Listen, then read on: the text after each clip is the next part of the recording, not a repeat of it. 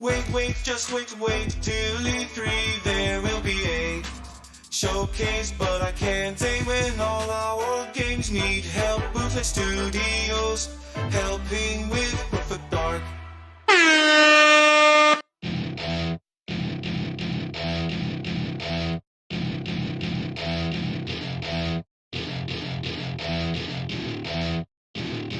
Welcome to my party, we're just getting started. A life is a dream or a nightmare scarring. Hand me a drink cause I think I'm going all in. Get me a shrink who can catch me when I'm falling. Cover up my scars, flip the handlebars. Crashing in my car, wake up in a bar. I'll be a superstar, just on my avatar. This world is so bizarre, empty out the reservoir. Yeah, I'm taking 6 shots, yeah, straight to the face. And I wanna get lost, I'm sick of this place. Don't know how to stop when I'm feeling this way. So I'm taking 6 shots till I'm feeling okay. I think I'm going crazy, don't think I'll get home safe. So I'm taking 6 shots all straight to the face. I'm taking 6 shots, are you coming with me? I'm taking 6 shots, yeah, straight to the face. And I wanna get lost, I'm sick of this place. Don't know how to stop when I'm feeling this way. So I'm taking 6 shots till I'm feeling okay. I think I'm going crazy, don't think I'll get home safe. So I'm taking 6 shots all straight to the face. I'm taking 6 shots, are you coming with we get the win? me? Sometimes you need to let loose, grab juice, get goose, tattoos, taboos, get screwed. Loosen up, buttercup, all those hate comments will never make you feel enough. We're all adequate graduates, heart full of calluses, but we know calculus. Hey, buddy. Damn, ain't that fabulous? Can't wait to apply all those mathematics. We can't get a job that pays us enough. I'm about to pop up. Game over. Or lost, we all know that we never really Who want to is your daddy? So I'ma do what I want to. This Something I is can't cool. undo. Yeah, I'ma do what I want to. Something I can't undo. I'm taking 6 shots, yeah, straight to the face. And I wanna get lost, I'm sick of this place. Don't know how to stop when I'm feeling this way. So I'm taking 6 shots till I'm feeling okay. I think I'm going crazy, don't think I'll get home safe. So I'm taking 6 shots all straight to the face. I'm taking 6 shots, are you coming? And so everything that we're doing with our content, with our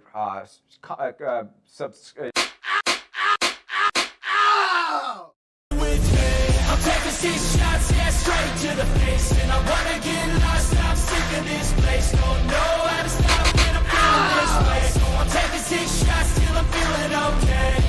I think I'm going crazy, don't think I'll get home safe. So I'm taking 6 shots all straight to the face. I'm taking 6 shots, are you coming with me? Enough talk! Into the boat! Into the tunnel! Get to the chopper! That was sus.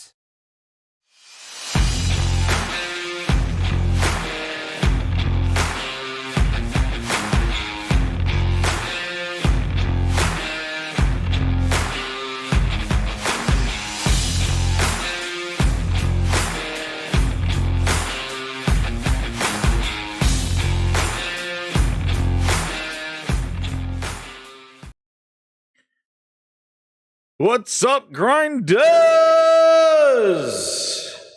Oh man, sorry, I made you all wait. Wait, just wait till E3. There will be a showcase, but I can't say when all our games need help. Bootleg Studios helping with Perfect Dark. Wait. Sorry, grinders. Wait. It's a busy night in the grindhouse this evening. Busy night. Oh my goodness. Yes, a busy night. So yes, I see the football chat. What a wonderful weekend. What a wild weekend. Giants are not there, but it'll be Eagles and Kansas City, the Andy Reid Bowl, as they're calling it. It should be very interesting. It'll be very exciting. But yes. Too bad for the 49ers, man. They ran out of all their quarterbacks.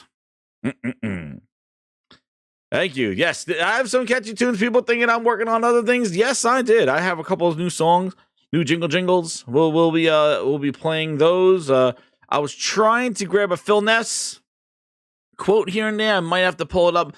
All my browser things are all open up now. I apologize. It's pretty much a wild night. I tried to set up early. You're my #1 customer. And tried to set up some stuff early, and then got caught up into the stuff we call family. And then and now I'm trying to scramble to get You're my my stuff #1 customer. together. We got to give us that. It's not my fault. It's Satya's fault.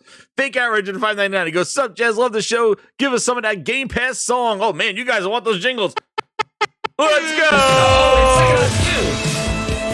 Games are coming fast. 12 minutes and Hades, and they're all on Game Pass.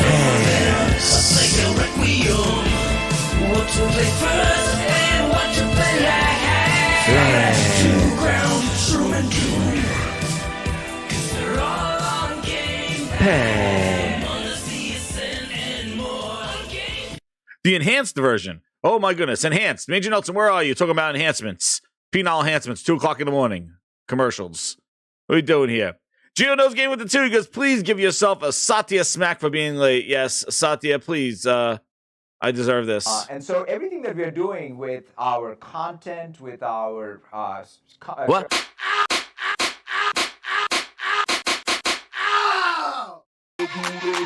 Let me see you jump to get a booty.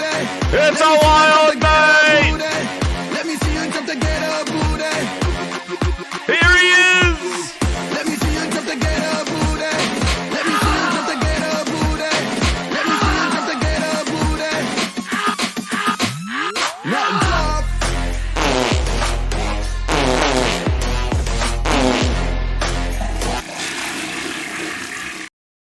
That's the booty slap remix. Wow. There he is. Clapping in the streets at 343. They can't leave fast enough over there. Holy crap. The hell's going on? I know, holy topics. I don't know if I'm going to get through all these topics. Dude, it's wild. Yo, what's up, Link? I see you lurking. He came into Discord. How you doing, man? So I'm not talking to myself all night. Yo, what's up? What's up, Jazz? How you doing, man? How you doing? That was doing late. Great. Yeah, man, it's wild times. So, yeah, you see, we got a lot of topics here for Forspoken. I know we'll talk about that. That's for Frog, whoever he is, he's coming on in. I was talking to him yesterday. Yeah, and you know, a quick topic that's not on here. You saw episode 3 of The Last of Us last night? I did see it. I saw it. Did. Yep. Yes, I did see it too. No spoilers, but I'd say it's definitely a different type of. It's different, you know. It's it's definitely story different from the game. Totally different story from the game. Yeah. But I thought it was sad, and it was very. It's good that they're able to use this show, I think, to flesh out some of the characters that you don't see. Like, I think everybody. I saw. Yeah, but they changed the story. That shit was completely different. But you know what I'm doing? Completely different story. Yeah, telling. Yeah, I'm just gonna. I gotta turn off my Last of Us fanatic brain and just watch the show for it being a show, because I can already tell this thing is deviating so far from the game that it almost doesn't even seem like the same thing. So I'm just gonna watch it for what it is, which is a show, a drama, and try to enjoy it. And that's what I'm trying to do. Because last night I was like, I mean, not last night, was it? Wait, last night. It was Sunday, it was right? last night. Yeah. At first I was like, oh man, what is this? But then I was like, you know what? Wow. Yeah, what are they doing? But you know, I'm just gonna be like, okay, if it continues to be good quality, I'm just gonna keep watching it and critique it for it just being a show, because we're not gonna get a lot of the stuff. They're changing things, so you know. Yeah, and I wasn't so like, I kind of knew, like, from the preview that they were showing they were gonna do like some backstory, like him and walking around Frank, because you never see that in the game. You know, and I knew they were gonna do something of it. I just didn't know they were gonna do so much of it that it basically took over the whole episode. And what's crazy is that I fell asleep when, like, near the end of their section, because I'm just like, okay, so when are we gonna get back to Joel and Ellie? Like, this is gone for me. When I was watching it late, I watched it after the football games, so I was just like, whoa, this is going on. I thought it was gonna be some flashbacks, like Lost or something like that, and they just said basically like it was just like the whole show. And then I was like, okay, and I fell asleep. And then when I woke up this morning, I watched the rest of it, and the payoff was there. I was like, oh, okay. So now I see where it's going, because it was like, when are we going to get to Joel and Ellie meeting up with them? And actually, they don't know. Well, they do what they do. But I think it was definitely the undertones and the way they even faded back to the window at the end. Like, it was a really sad episode.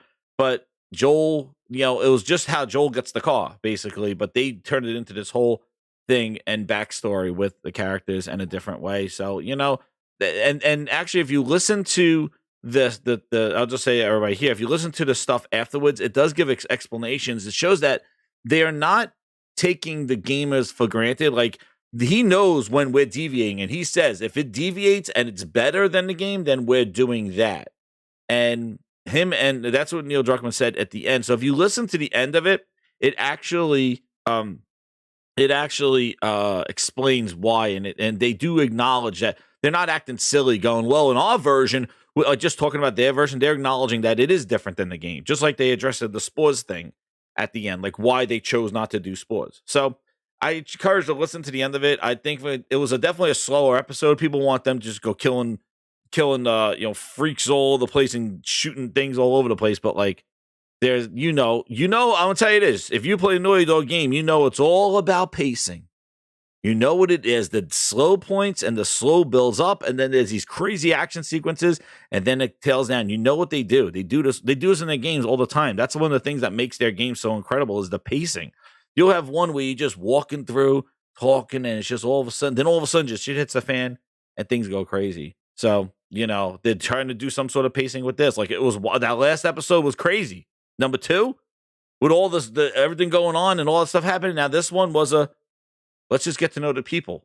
Okay. And now, maybe next episode, it seems like it's getting wild now. So we'll see. He's looking for his brother. So let's see where it goes. But yeah, I'm hooked. I think it's great. It's great storytelling, and it's they're respecting the characters, even the side characters, to say. And it may be different. But and exactly, Josh says, it isn't about the effect, it's about the people. And that's what it's about. And next week, it looks like they're going to Chicago and deal with those crazy hunting people. Well, he takes that detour. So he's going to deal with those people next week. But yeah, so that was the last stuff. But before we get into the VIPs, grinders, we got people partying somewhere. What? Oh man, we know who's here. We have some new VIPs that are coming on in, and they're partying with the Herman Holtz. Where's my voice? Give me my DJ voice. Hey DJ, where are you? Oh yeah, it's that time again. It is Herman Holtz party time for the VIPs. Thank you again, VIPs. Hanging out in the lounge with Herman Holtz. A drink on tap tonight. I don't know if I should tell the story, but I'm going to say right now, it is coconut water with Holt. Only quality, a cleansing, Herman Holtz said this evening. He wants a cleansing of quality because he knows VR is coming. So we're doing the coconut water. Excellent choice, Herman Holtz. You can add a little bit of rum to it. He said, you could add a little bit of rum if you want to get the chest hairs like Mr. Herman Holtz. But thank you again, VIP Grinders, for all the support you do for the channel. Use those Herman Holtz splits in the chat. It's party time with Mr. Holtz. And quality. And let's sort of it. Quality splits. Thank you, Herman. What? Oh, baby. Wow, Mr. Herman Holtz is going wild. They're partying this evening. My goodness. Yeah. I had a crazy thing. I'm drinking coconut juice. It's not Phil Ness, but I had some wild stuff going. I apparently I drank too much of energy drinks, and I was like having the itches. So I'm not gonna cleanse right now. I drink too many energy drinks. Everything in moderation, grinders. That's the tip of the grindhouse. Everything in moderation. Because I had the itches, and I had to, I was trying to become the grindinator, getting the energy and the power. And then I was like, enough, I'm itchy. I was like getting the tweak. I was getting the nervous tweak. So I said, cleanse time, coconut waters. So anyway, let's get to these topics. We got a lot of stuff to talk about here. The grinders are rocking. They're using the VIP chats. I'm detoxing. This is the detox grindhouse. We're gonna sit around in a circle and talk about the detox. That's what I'm doing. Herman Holt says, you got to detox and cleanse the body of that evilness and bull. Oh my God. I went off on friggin' the gaming grind. Oh my God, on Friday, man. And we got more of that interview because that dude, that Phil Ness. But first, we're going to talk about Forspoken. Oh my God, mix that one. Holy Jesus, Gio knows. My goodness. Mix that one. Oh my God.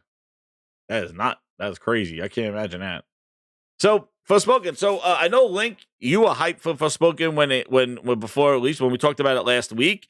As you heard, I was on the Saltiest podcast. I did my rounds last week. I was on a bunch of shows. I bought the game. I got it in, I grabbed that Best Buy said I bought it physically just in case if it doesn't hold me. But actually, I've been pretty hooked on it, and I've been playing that.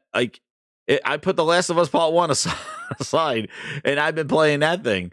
I'm telling you, that demo threw so much at you at one time that it was the controls. I felt like I was fighting them, and when they pace it in the game, you were about like 5-6 hours in before you even get to that point. And you level up your like whole entire first set of magic and how you could level it, and then how you can not only level it up, but then you can enhance them. And it's just so much stuff that you can do. And then there with the nails and different nails for different hands to shoot different stuff. It's pretty damn crazy. All the stuff that's there in that game. And also too, there's a whole bunch of stuff to do on the map. Like there are dungeons. I've been finding tons of bosses in the dungeons. And also there are like these in each of your save zones, you can actually read stuff about the story of there.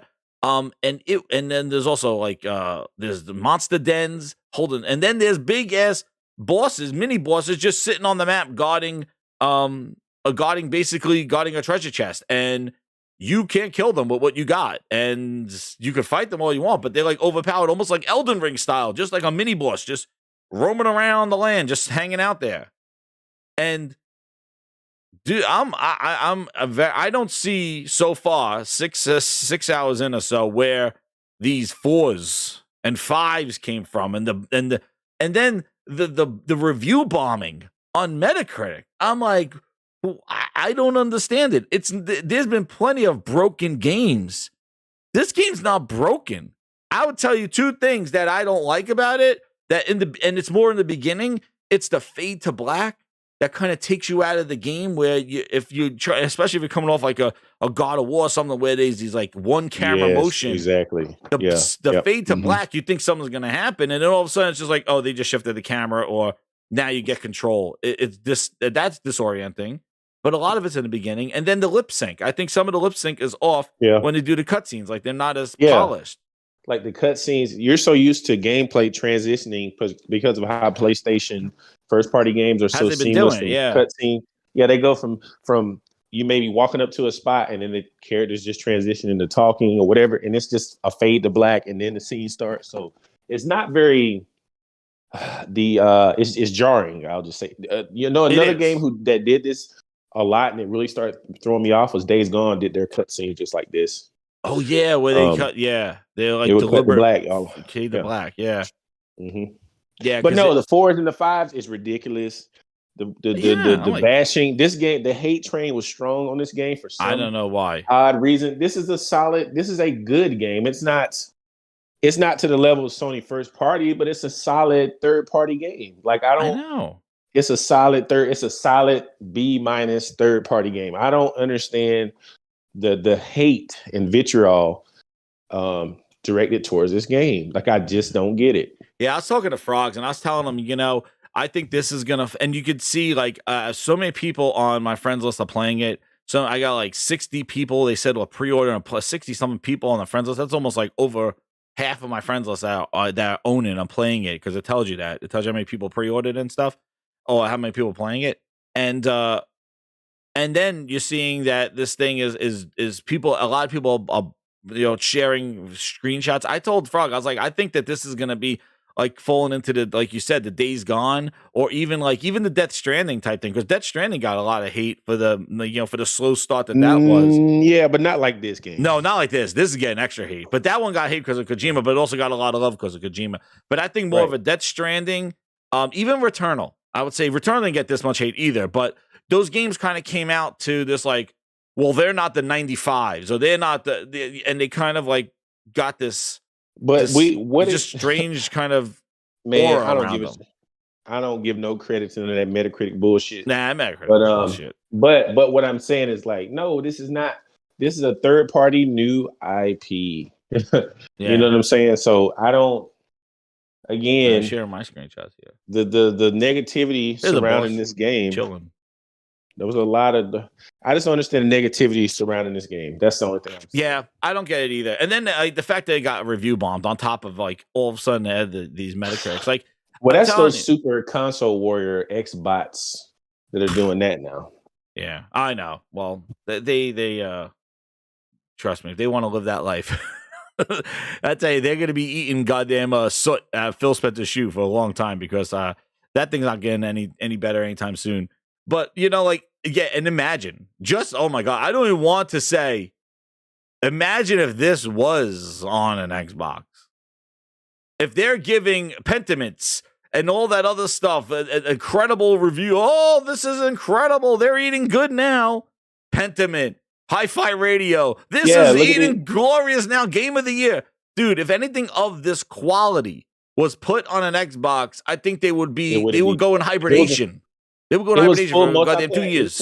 If this game was full multi-platform available on Xbox as well, the level of hate towards this game wouldn't be there. Oh, yeah. I agree. But just imagine if this was only on Xbox. Like this was an Xbox second-party deal or something like that. Because again, I don't see the lack of quality. I see that there's basically, the cutscenes in the beginning, some of the voice acting, the some of the lip sync and stuff takes out of the genuineness of the voice acting. There are serious undertones here. There are serious conversations, serious things that are happening in this game that you're watching this and it's like, whoa, like this is pretty crazy. And the stuff that she had, the banter that she has, or what she acts like how a Spider-Man or an Ant-Man are in the Marvel Universe, where everybody's deadly serious and they're kind of a little bit of the whole, like, look at me, woo! Like, just think of a Spider-Man in the Civil War when he was like, hey, you guys are cool. Like those weird-ass kind of like just one-liners and stuff like that. She kind of does those things and she says those things. And it just comes off as more of like, it's a serious stuff going on in this world. There's something overtaking everything. People are dying. The people that used to take care of the land are now just killing everybody.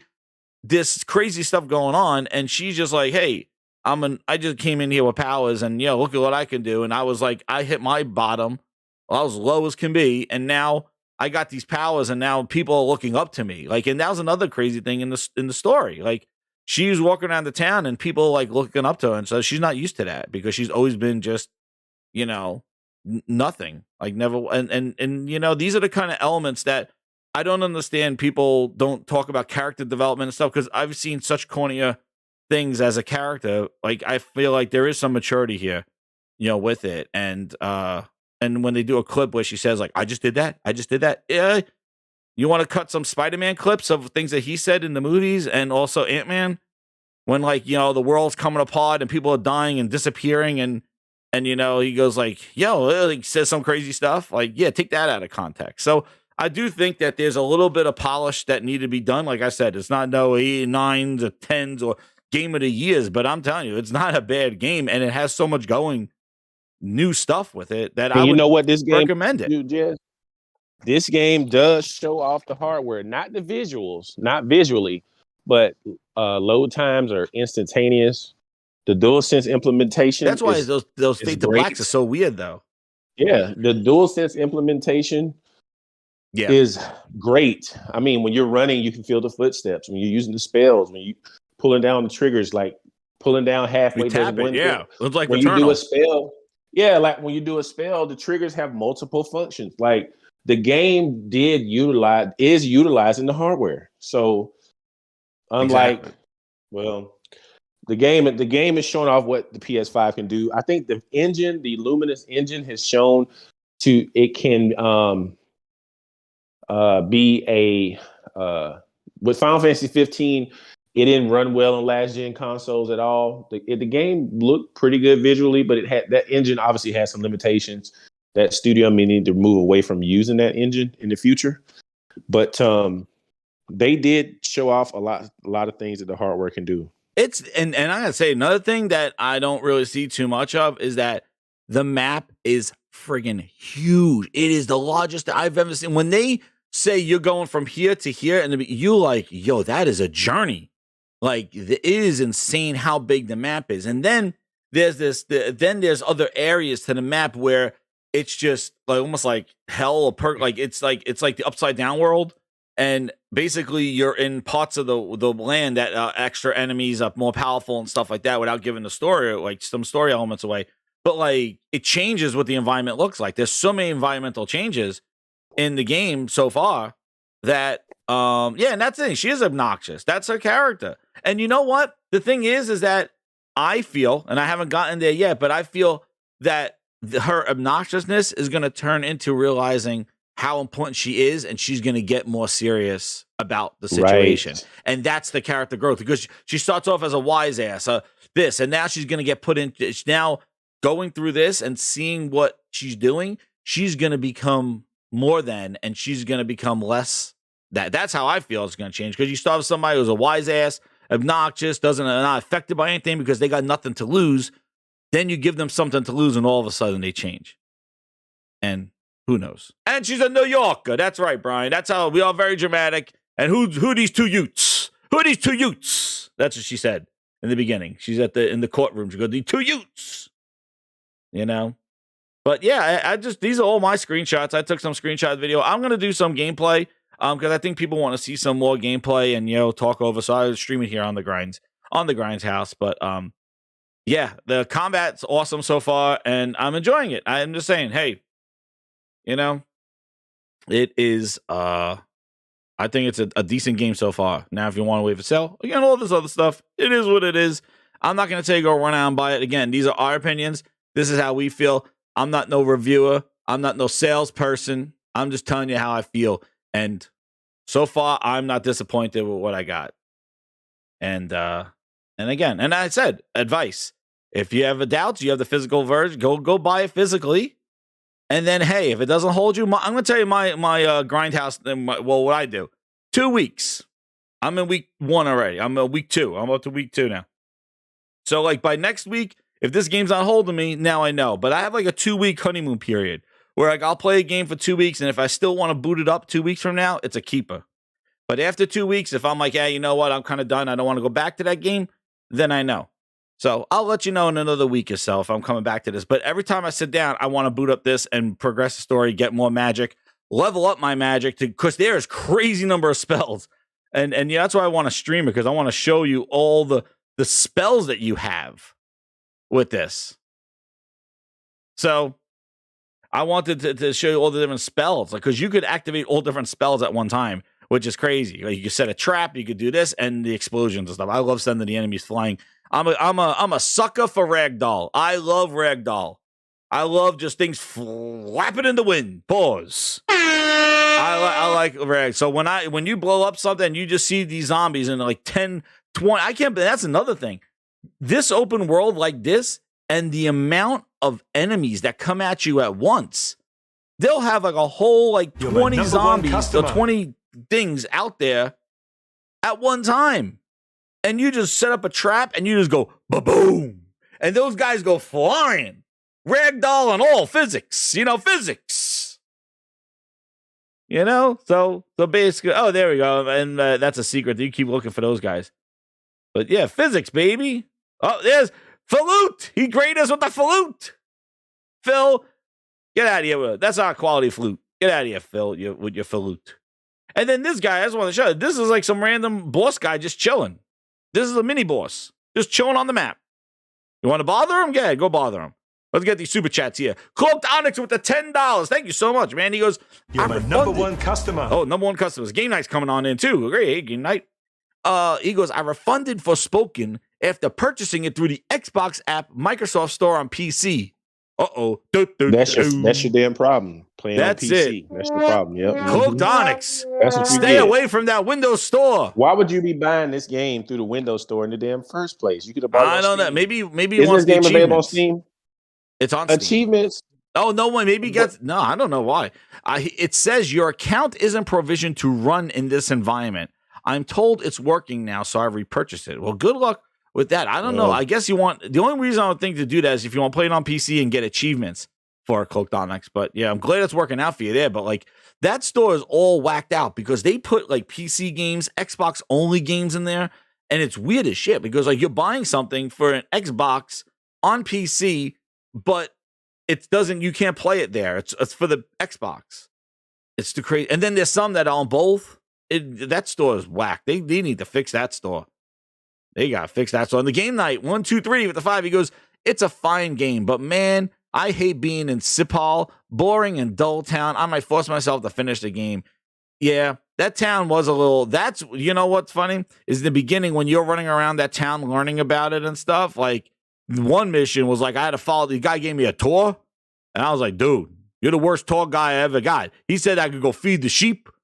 And when I fed the sheep, it like cut to black. It says, you fed the sheep. And I'm like, what the hell is this? So there's some whacked ass stuff in that. The guy playing the song, people are kind of dull in that town. I would agree. That is not no living hustle and bustle town, especially, oh my goodness. I remember when I walked into the bar in Horizon Forbidden West, I was stunned.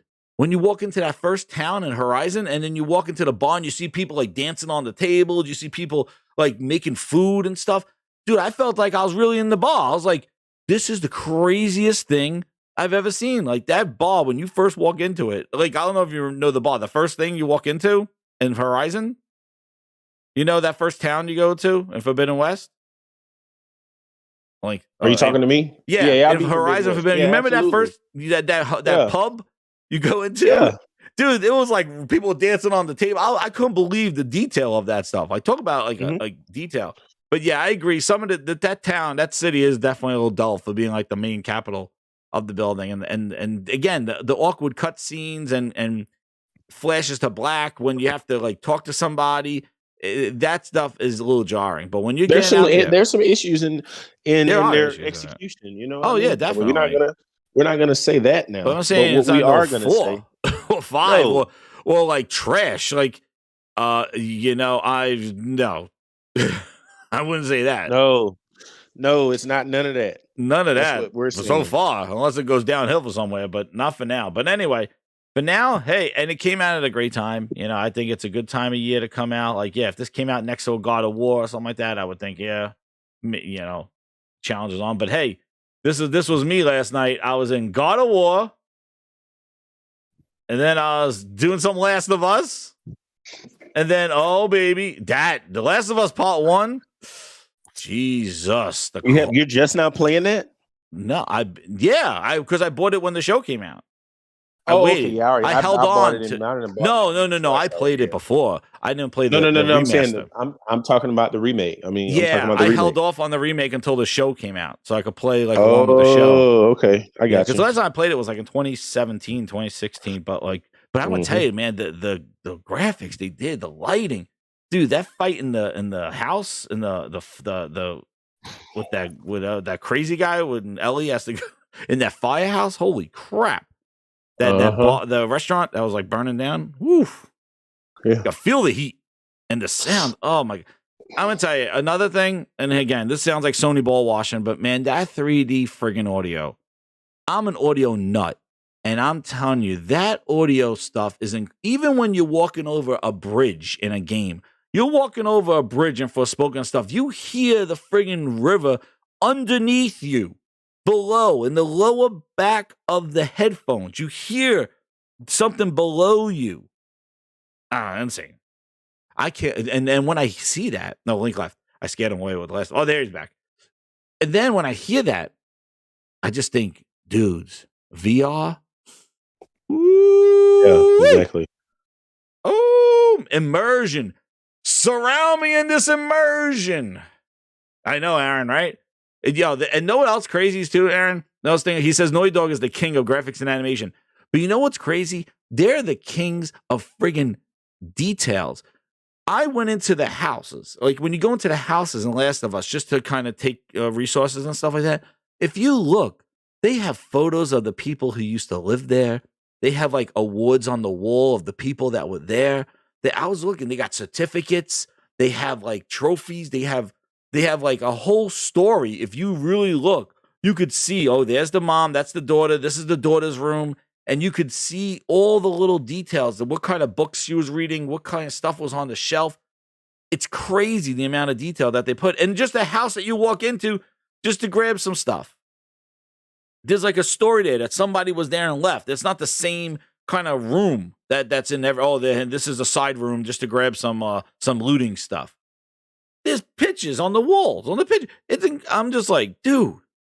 It is crazy. Like I'm looking at it and I'm seeing the Phil Ness Awards. No, there's no Phil's Award. There's no Phil's Award room on that one. But it's just insane. Like when I'm seeing the detail and stuff. Even this. Like I went into one of these things and it was like you could see they're like was a picture and stuff, but you could see what they left. Insane. Crazy stuff, man. And then there's this. And know what else too? Oh, jumping back to Forspoken. I'm jumping all over the place. But like the robe and actually the necklace, you can enhance all these things. That's your armor. And you get all different ones. Like the more dungeons you raid, you get kind of cloaks and stuff. And you can level these up. You can enhance them. You could add perks to them.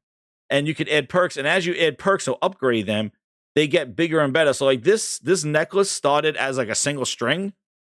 And then I've upgraded it 3 times to get it. Now it's like this big ass necklace that has power in it and stuff. Which is pretty cool because I like to see that on the character. Like you get the upgrades that you're doing, even the nails. You see that as well, which is pretty damn cool. So, but that's, I say, hey, try it out. Maybe if it goes on sale, if you don't want to pay the $70, got to see some people whining about that on the internet. But like, hey, it is what it is. And VR's coming. That's all. VR, baby. But yep. So let's see what we got next. Oh, and then also it came out Hi-Fi Rush, which I did not play yet, and Dead Space, which I'm waiting on because I have Forspoken, I just not in a Dead Space. I just didn't want to go through the whole. I don't know. I'm iffy on Dead Space right now. Like I kind of know the story, I kind of know the stuff, kind of like the same thing with The Last of Us. Like I think just like I waited on that one. I think I'm gonna wait on Dead Space because I rather, and that was the toss up was like Forspoken or Dead Space, and for me, I felt that I rather buy something. Oh, you talking about Dead Space? Yeah, Dead Space and Forspoken. Like for me, I was like for this week, I'm like, you know what? Maybe I want to try something new. Number one customer. Something new story, and then get Dead Space later because I kind of know the story. I know where it goes. So I'll get that later. And so that's kind of where I made the toss up between Dead Space and Forspoken for me. Well, I'm waiting on Dead Space. I'm going to get it. But I'm waiting on it. I'm not too thrilled from what I'm seeing about how it's performing on the console. But, I saw that too. Yeah, it's not great. I mean, it's not great in the resolution mode. I mean, not resolution mode, but in the frame rate mode or whatever. The ray tracing mode, right? No, I'm talking about the performance mode. The performance mode, yeah, man, it's like a dynamic 1080p. I mean, it can go higher, but yeah. And then there's supposedly VRS issues with the game. Things that are in the background, the foreground look very, very distorted and low detail. I watched NX Gamer. He did an analysis of the game. And also, strangely, IGN did one. Is that what you're talking about? IGN did that's an NX analysis. Game. That's NX Gamer. Yeah, that's NX Gamer. Oh, is that NX Gamer? Yeah, he works for IGN. Oh, okay. Yeah, he does his own analysis on his channel, and he does. Oh, that's why. Okay. He does some for IGN as well. Ah, okay. But yeah, man, he was like basically saying, and then they patched out the frame rate was unlocked on the ray tracing mode, right? And it could go up to 50 something frames. Yeah. But now they capped it at 30. And I can understand them capping it at 30.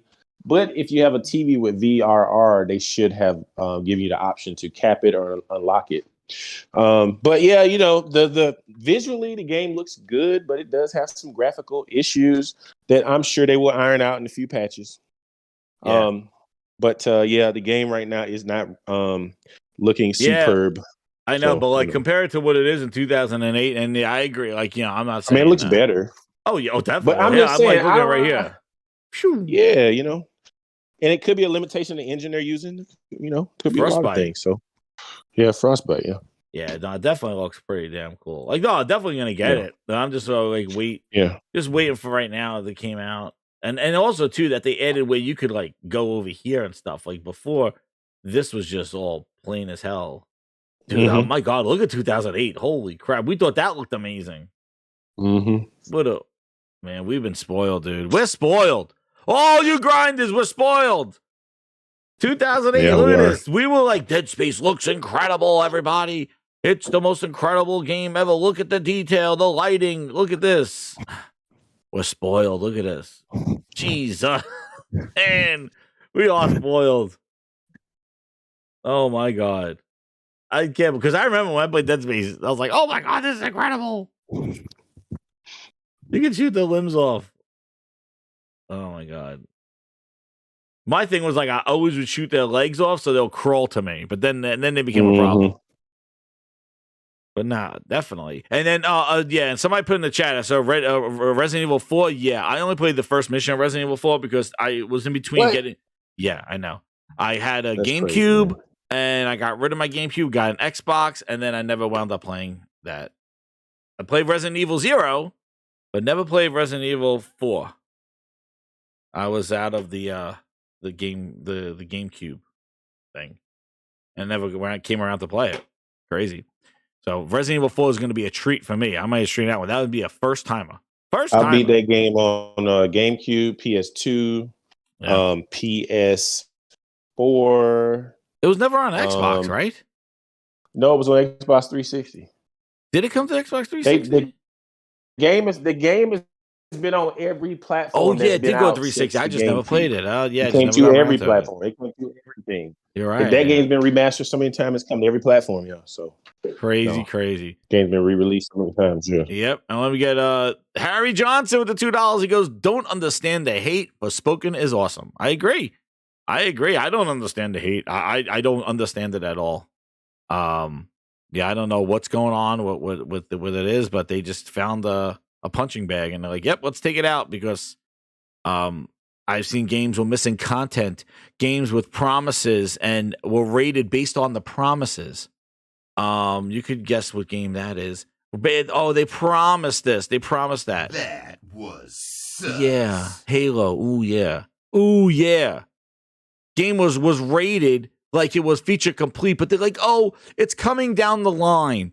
No, you review it for what it is. It's not there. You re-review it when it comes out.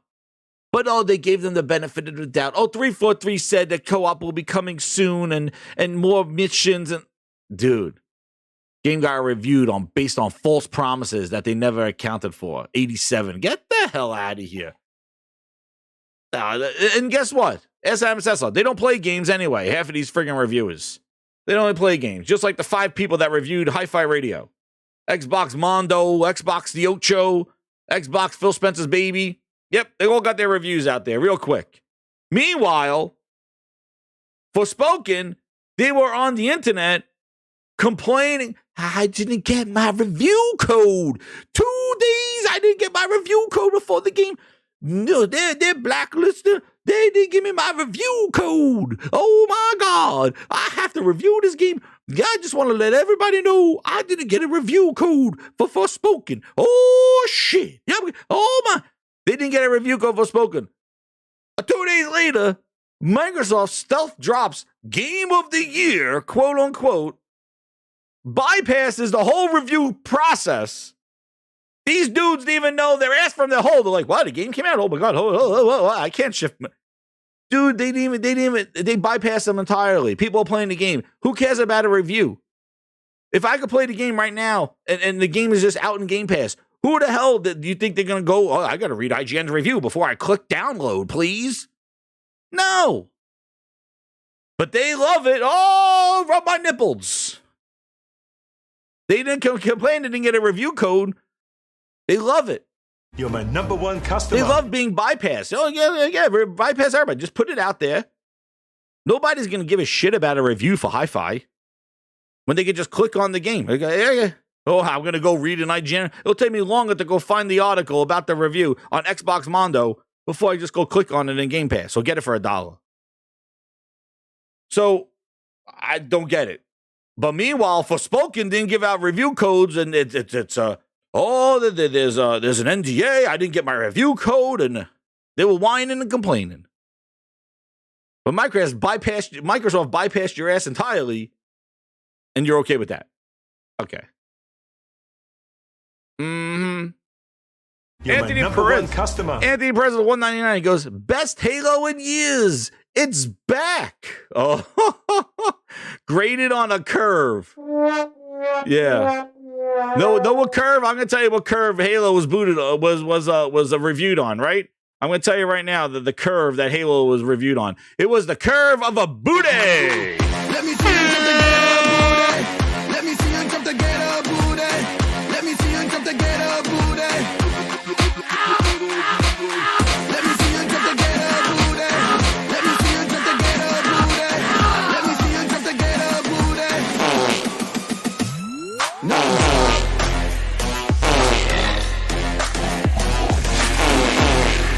There's your curve.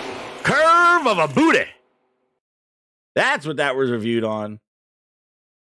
That's what they reviewed that thing on. It was on a curve. Curve named booty. Ikee with the 199. He goes, the knives were always out for Forspoken. Screw them. I agreed. Screw them. The booty curve. That's right. Hands off the booty. Actually, we got a new Mr. Booty. He got something to say. Mr. Booty. Yeah, let's hear what he has to say. Hands off booty. Xbox's hands of OSS first development. My name is Matt Booty. Here is your copy order. 2 creams, 1 sugar. Let me see you jump to get a booty. Let me see you jump to get a booty. Let me see you jump to get a booty. Let me see you jump to get a booty. Let me see you jump to get a booty. Let me see you jump to get a booty. No.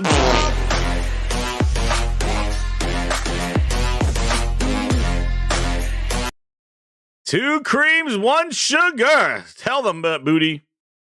Xbox's hands of OSS first development. My name is Matt Booty. Here is your copy order. 2 creams, 1 sugar.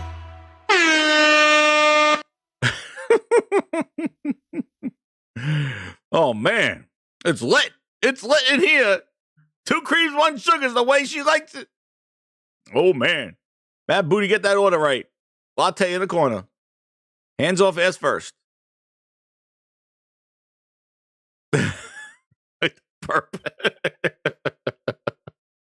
Hit that like button, grinders. We are rocking tonight. Let's get through these topics. Let's go. We got another one. What do we got here? Oh, oh, man. If you just smell it right now.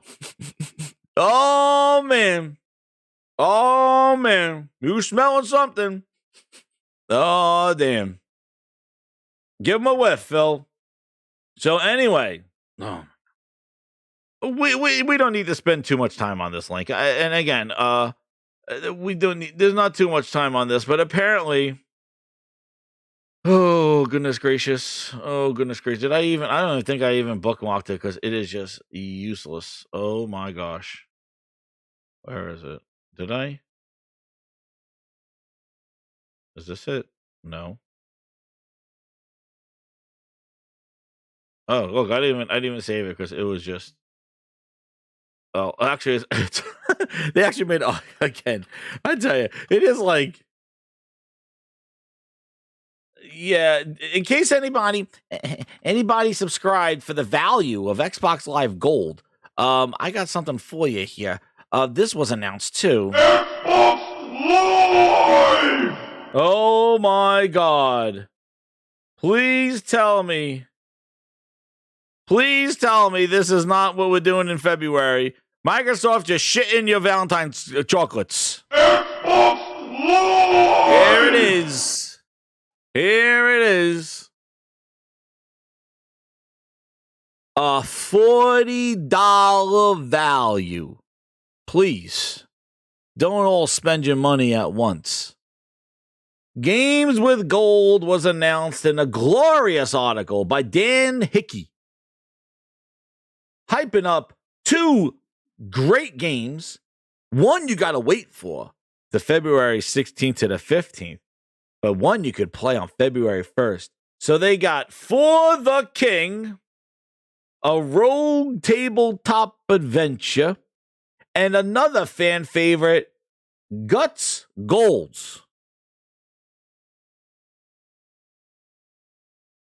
Let's hear what Dan Hickey has to say about this. I can't even get. I need $60 pocket watches. $60. $60 pocket watch. You know what's incredible? Wouldn't it be wonderful if they put Hi-Fi Rush with games with friggin' gold? Or is that blasphemy? Is that blasphemy? Because Sony puts day one games in their PlayStation basic service for $60. DKO was one. Divine Knockout was a launch game, $25, $30 for the base game, launched day one on PlayStation Plus. Why wouldn't Microsoft launch Hi-Fi Rush with games with gold? I don't see anybody else that. Everybody got their heads up the Game Pass ass. Because look at this. Games with Gold needs a revive.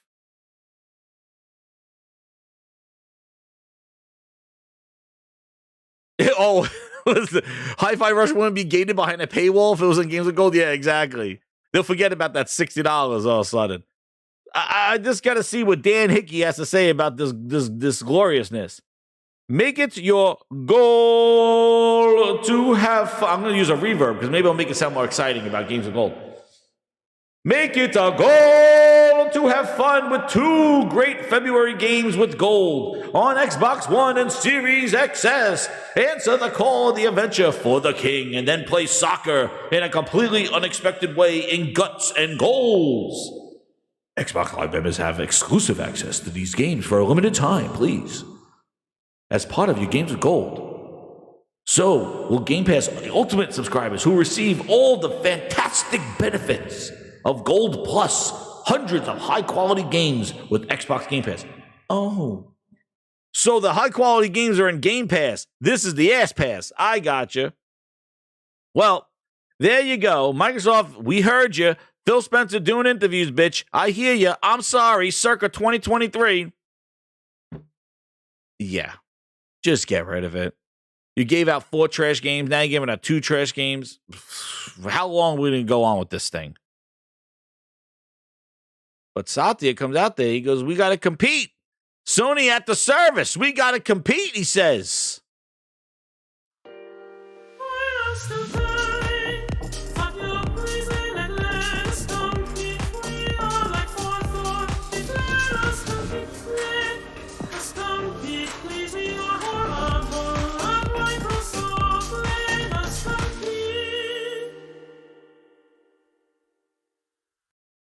There you go. Blame Sony. Let us compete. Goodness gracious.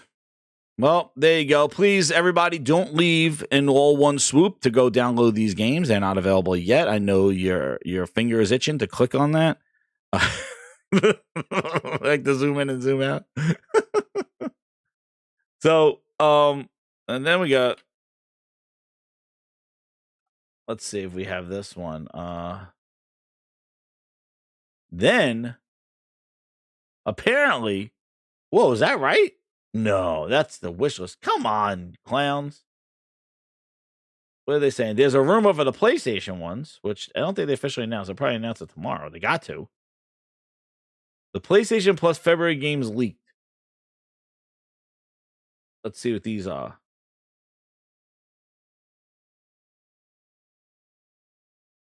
Jesus, if this is true. Oof.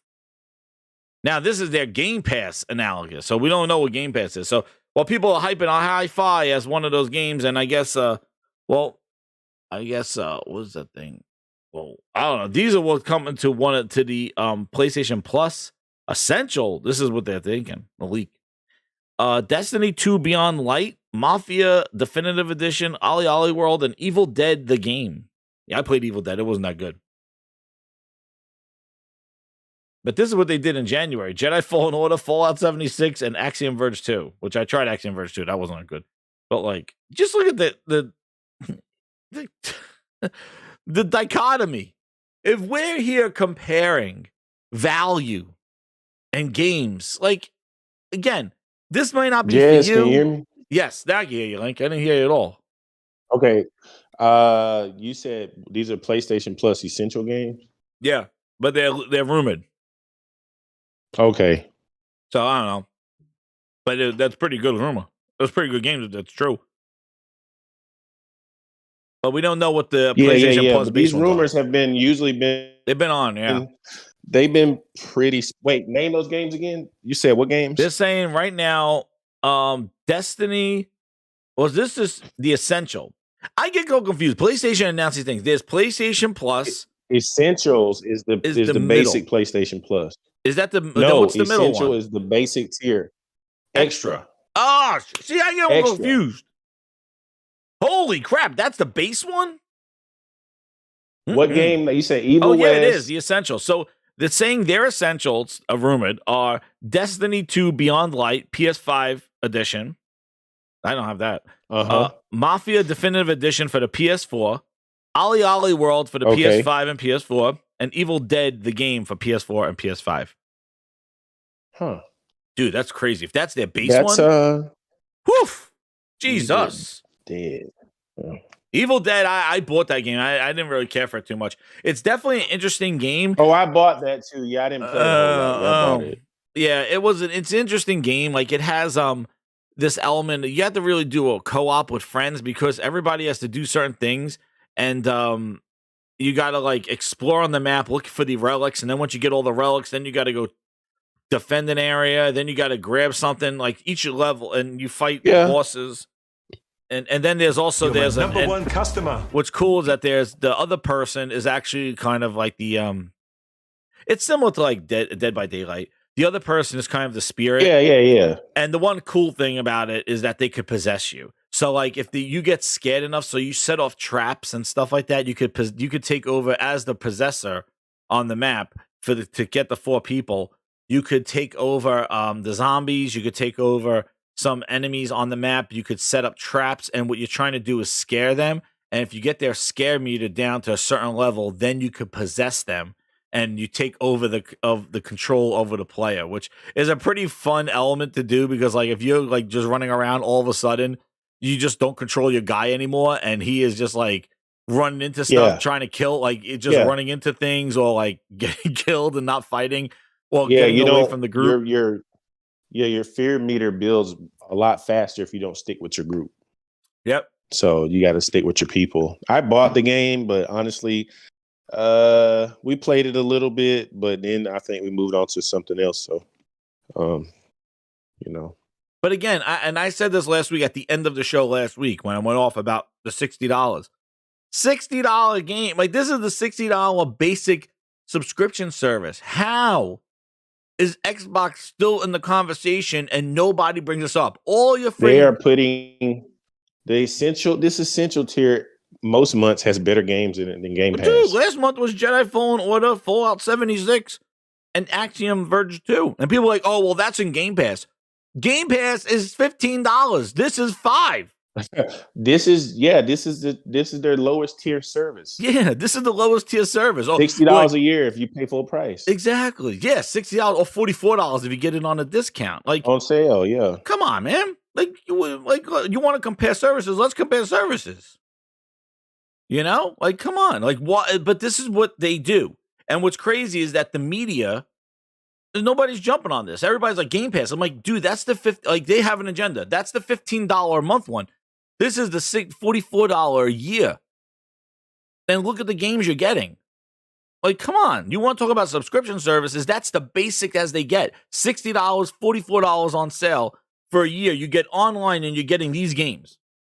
If they turn out to be true, but I'm talking about everything before that.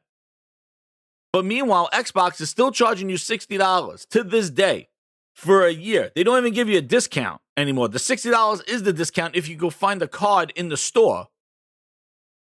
And that is giving you these games. Games of this. Are you kidding me? A $40 in value. Are you kidding me? Where are the articles about this? Like, hey, Xbox Live is a ripoff, everybody. Where's that article? I should write one. That's gonna be my next audit. That's gonna be my next video. Xbox Live is a ripoff. Right. Because you hear about Game Pass. It's like, dude, that's a $15 one. What about Xbox Live? Because I would say Sony's basic service is challenging Game Pass, which is a more expensive service. $180. If you want to compare Game Pass, $180 to get a stealth drop of hi-fi radio. Right. Versus $44. You're talking about I'm not gonna put it on sale. $60. You're talking about $120 difference a year. For what? The hopes to get a stealth drop? Praying for release dates? Tell me what that gave you last year.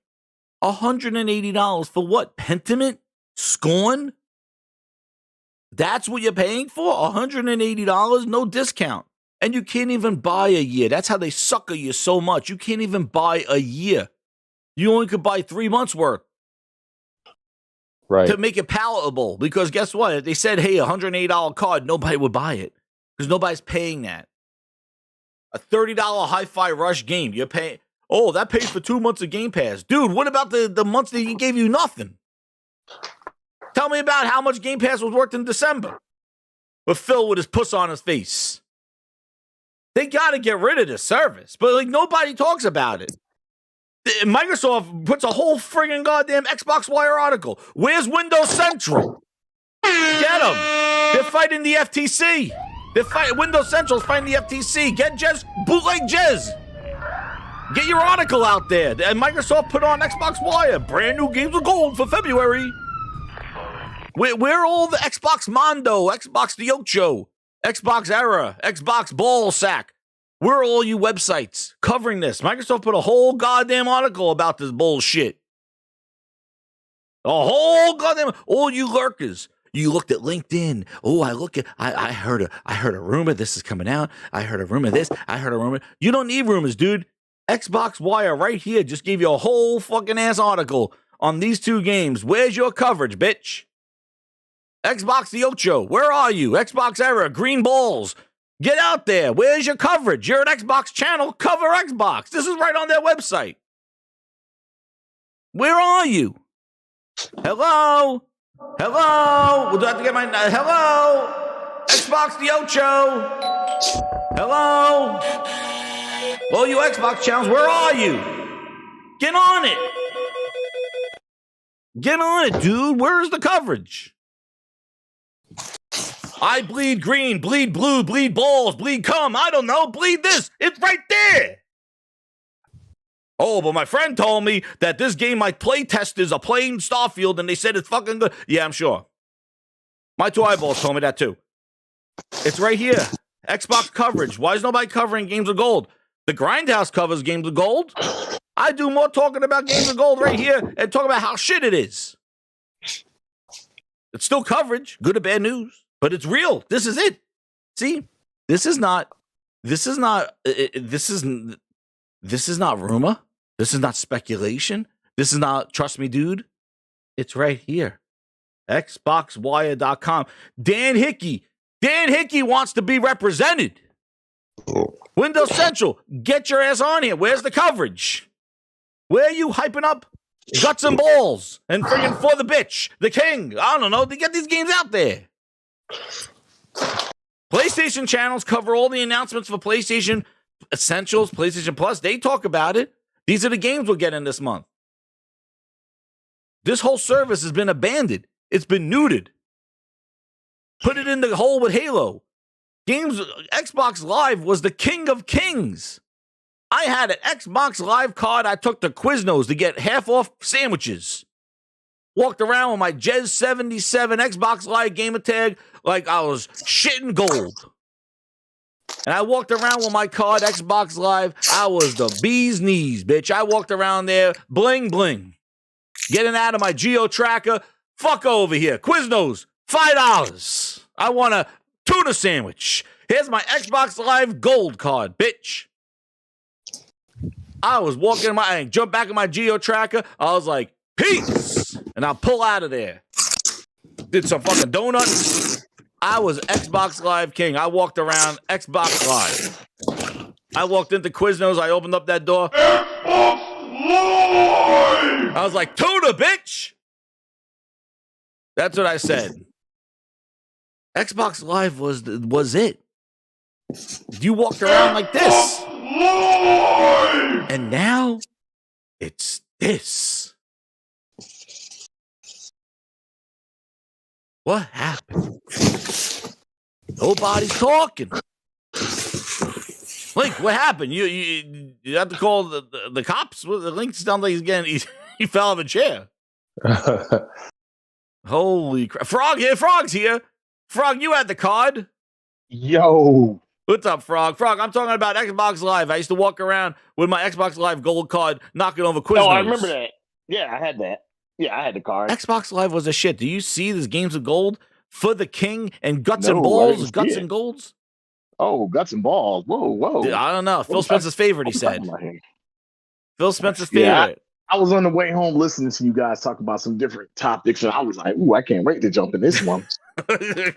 let's talk about this Dead Space. Running below. Let's talk about this Dead Space running below 1080p. Good game. All right. We're not going to knock and say it's not a good game, but we know it's running below 1080p in performance mode. So we're not going to stick with the narrative that the game runs 1080p. It just can reach below 1080p, just like in performance mode, Forspoken can reach below 720p. Now, my game, I'm playing at 120/40, and it's not going anything below 1440. So I don't know where people with these narratives of the game 720. Just like Dead Space is in 1080p all the time. Forspoken was 720p. Not 720p. Yeah, I was waiting for that to kick in. Oh man, and you know what? I'm like you, Link. I'm gonna buy Dead Space eventually. It's a game I've already played. It's something I already played. Same with Resident Evil. Mm-hmm. I'll buy it eventually. It's something I already played. I want new experiences. These remakes and remasters are great. They're fine. No problem. Give me new experiences. This is not, I think some of the people that are buying this, it's nostalgia. It is. And then, they want to see, because I bought Resident Evil Remake 2 and I bought Resident Evil 3, but guess what? Those are PlayStation 1 games that never got remade. You see what I'm saying? There's a big difference between a PlayStation 1 generation all the way to, where Resident Evil freaking 4 came out. That came in the GameCube era, which I played it on the GameCube, PS2, the Wii, you know what I'm saying? Which the Wii actually is the best way to play it. Played it on the PS3 HD version.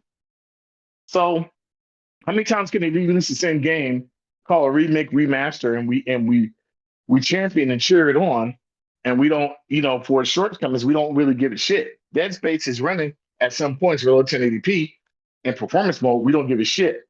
But a new IP, we will shit on. We will shit all over because it's a fanboy shit. It's not even about gaming anymore. People want a fanboy and they don't want a game. I'm playing Forspoken, and I'm not saying the game is perfect, but I just got my water powers, and that story just took a whole different turn. Oh damn! Let me tell you something. That's the craziest thing. As much as people talk about how the story isn't good, I'm like, yo, this story is crazy. Like, there's stuff I'm kind of predicting, but I'm like, I don't get it. This is like we said it before. This is the Days Gone moment. They're wrong. Yeah. They got this one wrong. They definitely got this one wrong. Do I want to play Hi-Fi? If I still owned an Xbox, I probably would try it out. Yeah, I want to like try it out. Yeah. I'm gonna get. Yeah, it looks like something. Man, I would listen, try. I own an Xbox and I don't want to play that shit. Oh damn! Oh damn! No, hell no. Link's not Look, I'm being honest. I kind of got to a moment. I'm like Porter Rock. Xbox is dead to me. They're dead to Oh me. man. Yeah, I think I'm moving on, man. I think I'm on the same I'm wave. moving Well, on. I think And it's I not see. about- I see. look, But what about Phil's Think promise? about Xbox. But- and but Xbox Jazz- quality games. Jazz, afford to Lance, do that. He has he promised you I'm quality. and when I say I'm moving on, it's not because of fanboy shit. It's because they're not giving me what I want as a gamer. They're not. They just aren't. Dude, but he'll apologize circa 2023. We heard you. Well, I'm just saying, like this subscription services, dude, like Xbox Live Gold, like they just like have like the selective memory. It's like it's right there. They wrote a whole article about it. But like, what about gold subscribers? Like, if I was gonna get an Xbox, if I don't want to get Game Pass and I just want to get gold to play my games online, they're not even giving you a compelling reason. If you get a PlayStation, look at the games that you're getting with basic PlayStation Plus. Like, just to get online to play your games. Oh, and here are all these games that you're going to get too while you get it. You even get the back catalog of PlayStation 4 Essentials. You get that, like you getting that stuff with it. So, like, I just don't understand the selective memory. If you want to compare services, let's compare apples to apples. $60, $60. Let me tell you something, Jazz. But no, we don't do that. We can kind of already see where the gaming media is. Just look at Ryan McCaffrey talking about Hogwarts. He wore his personal You're my number one unbiased customer. opinions into that. Like a lot of people are going to bring into that review. You can't listen to these freaking people who are, oh my God, I'm so inclusive of everybody. And look, Dude, I got one to trigger you right now, Frog. I'm not telling you not to be inclusive of anybody. I'm telling you, leave your personal feelings out of it and review the game for what it is, a game. Leave your personal bullshit ass feelings out of it. Well, if you care about reviews, I guess that would bother you. I don't give a shit about. No, he just was shocked that Ryan. He just was shocked that Ryan did that video about that. Like it completely went left field with it. Listen, I'm how super are shocked. you? I don't understand how you're shocked at this point. I'm shocked I don't. because I'm gonna tell you why I'm shocked. I'm shocked because they kind of wear two freaking hats and they're two-faced. On one hand, they tell you they tell you gaming is for everybody, just like feels like we want to reach as many gamers as possible. We should as a console, we don't want to hold anything from back at anybody. But then you go and buy Bethesda, and go announce all the exclusive. Then you go and try to buy Activision, and then how's that not holding gaming back? How's that not making gaming worse? I don't see how if anybody who plays games, how that makes the industry better. It doesn't. Well, but Frog, how do you go on a show a Friday and he's like, our games should be everywhere. We want everybody to play and experience our games, and then go drop Hi-Fi and not put it on the Switch and PlayStation. That's my point exactly. How do you talk about that and then all you're doing another Bethesda game exclusive to your platforms again? That's my point. Is that why you self-dropped it? Because you didn't want the FTC to find out? Get him! There's a problem, and I think the problem is people, especially in the space that we're in, there's too much fanboy bullshit, and most of these gamers, look, I can say shout out to a lot of people, but the reality is there's a lot of guys who didn't, like I said before, and I don't want to keep sounding like a broken wheel. There's a lot of guys who started on 360. That was their first Xbox system, and that generation was so great, and they just rolled out for Xbox. And they didn't even play the original Xbox. Didn't even really play a lot of exclusives, but they're drones for freaking rooftop parties and third stalls from the left. That's what they are. Goggling. Dude, so Frog, this is gonna grind your gears, right? This thing right here. This guy, this is the stuff that oh man, let me get my fire. Where's my fire? I need my fire here because this is the bullshit Frog's talking about. Watch, I got it right here. Where's my fire? Oh, we're getting fire in this one. Hit the like button, grinders. I got the. Well, before I get these super chats here, Harry Johnson with a 2. He goes, I stopped caring about the peas, Frogs. He said, Harry Johnson. And thank you. And then the Game Night 123 goes, $5. And apparently Hi-Fi Rush was in development since 2017. So yes, that game was probably going to be on the Switch for Bethesda. It probably was going to be everywhere. But Phil said, let everybody play our games on Friday and said exclusive stealth drop on Wednesday. That's the two-faced bullshit. That's the kumbaya. That's why I don't believe with this whole we will make them better. We will put out no. And Sony sees that, and they all see that. Google sees that, all this stuff. Now, get ready to this bozo. You know what? I'm not even gonna play. You know what this guy's getting. You should play clown music. This guy's getting the goddamn circus. Derek Strickland. This is what I say. Look at me, media. Look what I can do. Look what I can do. Look what I You're can my do. number one That's what he is. customer. He's a goddamn, look what I can do. Look what I can do. Writes a stupid ass article like this. Xbox is beating PlayStation in monthly active users, which is one of game's most important metrics. Microsoft efforts to expand Xbox reach multiple platforms and working well. Listen, Tweaktown, I'm not clicking on this thing because I saw the article and I saw Microsoft announcing 120 active users. You want to know why? They included Samsung TVs, they included laptops, they included Windows 10 PCs, they included phones, they included everything but your mother's ass into their friggin' MAUs. Okay? All of a sudden, you look at the chart, and I think I showed the chart last week. It was all like 40 million, 45 million, when they were just counting Xbox Live. Then, all of a sudden, it shot up like a miracle. But meanwhile, all their numbers went down. Year over years, all went down, but their numbers are going up. Okay, clown. And he knew he was bullshitting. Because they go right here. They have more MAUs, yet PlayStation makes 10 billion. Wait a second. Xbox, look at this. Writes this article. Get ready. Writes this article, and then now puts... to try to get all the likes and all, look at me. Look at what I can do. Look what I can do. Then says here, as with most Xbox data that Microsoft presents, this bit of info, what did he say? This bit of info is unclear and foggy.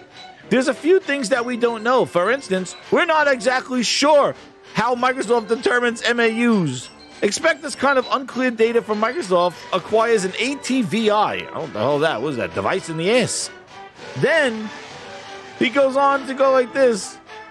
Where is it? Where is it? Since this blew up, I like to add some clarification. Oh, would you now? Where's that clarification? I plan to cover Xbox earnings drop soon, just double checking. And yes, PlayStation is the top performing holder and typically beats Xbox in sales revenues and likely profits. So, your first sentence says it's gaming's most important metric of MAUs. But meanwhile, he goes sales, revenues, and profits. No, I think that's very more important than the MAUs that can pull out of Satya's ass. Dude, the clownery with this. You wrote a puff piece, a fluffer. I call them fluffer pieces. That's what you are, a fluffer. You know what a fluffer does? Go look it up on the internet. I'm not telling you here. But there's one in the Xbox camp called a fluffer. They usually get paid $20 an article for writing some fluff stuff. And that's what you call this. So he must have got a pat on the ass, a $20 profit, and wrote a bullshit article. So let's click on Bozo's article, and let's see his charts. Here we go. Oh my God. Xbox is back. Phil, cue the music. Cue the music, Phil.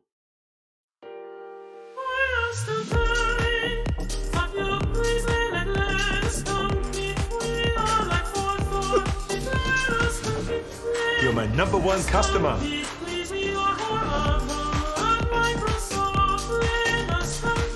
Look at this chart. My goodness. Look at this. They shot. What happened? Wow. The year where they had no games, they went from 65 to 90, then to 100, and to, oh my God, look at the growth. Phil, flute time. What happened here?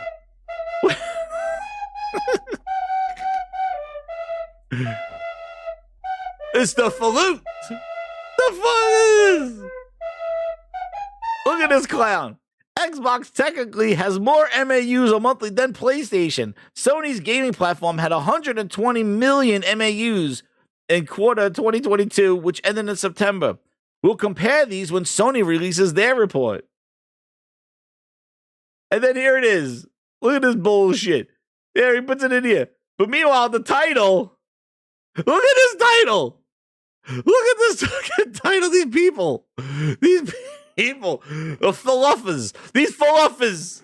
Get these Philuffers out there. Get them. Do not be sorry. Be better. Xbox is finally being. Look at this. And then he puts this little bitch disclaimer down here. God damn. One key bit of context is that the MAUs are not the same as Xboxes. Motherfucker, what the goddamn title? Xbox is beating PlayStation, but the numbers are not. But they're not the same numbers. Another one. What are we doing here? What? Oh, he was here to lead the guy. What the hell is this? These Philuffers. Was it worth the $20 to look like a goddamn ass? I need to know. What is it? You know it's wrong. You know these numbers are not the same. You don't even know how Microsoft gets its numbers. All you saw is, 120? Sony said in September that they were 102. Microsoft said today in January that they were 120. Oh, that's more than 120. A 1-2? I'm going to go write an article. I'm a fluffer. I'm going to get $20 so I could go get a sandwich this afternoon and feed my family. That's what this bogus ass bitch is doing. Well, you know what you're doing, you clown. Then you got to damage control the tweet and all these subtweets that nobody's going to read because they're going to see your stupid ass tweet to begin with. How do you do this? Sony's MAUs are weighted more heavily to PlayStation consoles and reflect predominantly a closed ecosystem. PlayStation games are only on PC and consoles, and Sony expands to PC.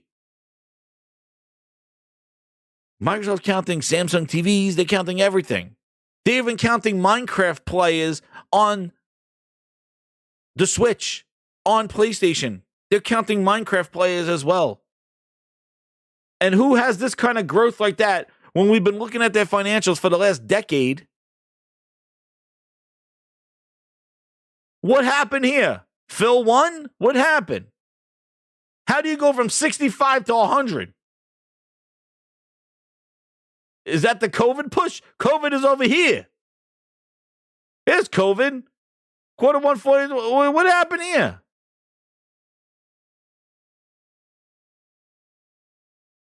Samsung TVs, MAUs. Get the hell out of here. It actually says it right here. MAUs in millions across all the available platforms, including console, PC, mobile devices, so every fucking phone in the world, because xCloud is on everything, and smart TVs. It's right here. Oh, what is this? You're my number one customer. What is the purpose of this? To do what? To trigger PlayStation fans? To get Xbox fans excited? Why report on this? Why? But meanwhile, Games with Gold for $60 goddamn is giving you ass and shit every month for the same price, and not one article about that. Ass and shit, they're giving you cock and balls. Oh, shit! Yeah. And know what else? Fuck, I'm going to add one, too. It's dirty cock and balls. Oh, shit! Fucking not even clean dirty cock and balls. It's a clean cock and balls. It's dirty cock and balls. That's what they're giving you. Where's that article? And then to sell Xbox is winning. Winning what? They got no friggin' games coming out, dude. They just had a showcase and didn't even give you release dates to their biggest games, which are not even that big because we don't even know what the hell they're coming out with. Come on, man. And then, this, and then this tweet really kicked off since this blew up. You think? Since it blew up. Come on, really? You knew exactly what you were doing, you filuffer. I think I'm going to have a new one.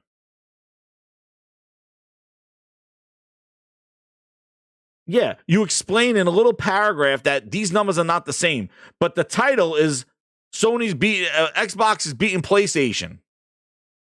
But you say in the article that these numbers are not equivalent because they're not on the same number of devices.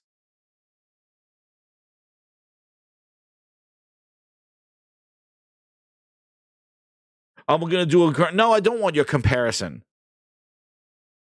But anyway, Clowns University, wrap them up, Traveling Circus. There they are. Get the clowns, put them back in there. Put the clowns away. Jesus. No, but all the fluffers, they're over here. They're right there. Oh, this is more important though. Phil Spencer says he is, quote, more confident now that the Activision deal will go through. Let's write an article about it. Because he said the 3 words, more confident now. Now we write an article. All right, fluffers. That's an article. Games of Gold robbing the consumer every month. Nah, we're not going to talk about that. Yeah. We're not going to talk about that. Ridiculous. Oh, and you see this too. Talking about getting fluffed. They're doing Game Pass members can upgrade the Bite Back edition for $30 and play it early, so you can play it before day 1 in Game Pass. Oh, but they just did that with Forza Horizon 5, so it's okay. Oh, okay. This is sad. Nobody should want their game. No, but it's okay, like Frog, because they did it with Forza Horizon, so it's okay. But the practice is great. I don't understand how anybody buy the $100 edition to play it 3 days early outside of Game Pass. The primary plays on Xbox number 1, and it says they actually love gaming, can really sit back and think this is good for gaming. This is why, is that day 1, Frog? Is that day 1? Because it don't sound like day 1 service to me. Let me tell you something. Dreamcast, as cool as a system as it was, there's a reason it went backpedal. They just did a poor job. And Microsoft is following some of the same mistakes. The only difference is they have the funds. With Xbox, they have the funds. And I just don't know how this moves gaming forward. It doesn't. No. All that PR bullcrap and jargon, that's not moving gaming forward at all. Oh, I got that at all.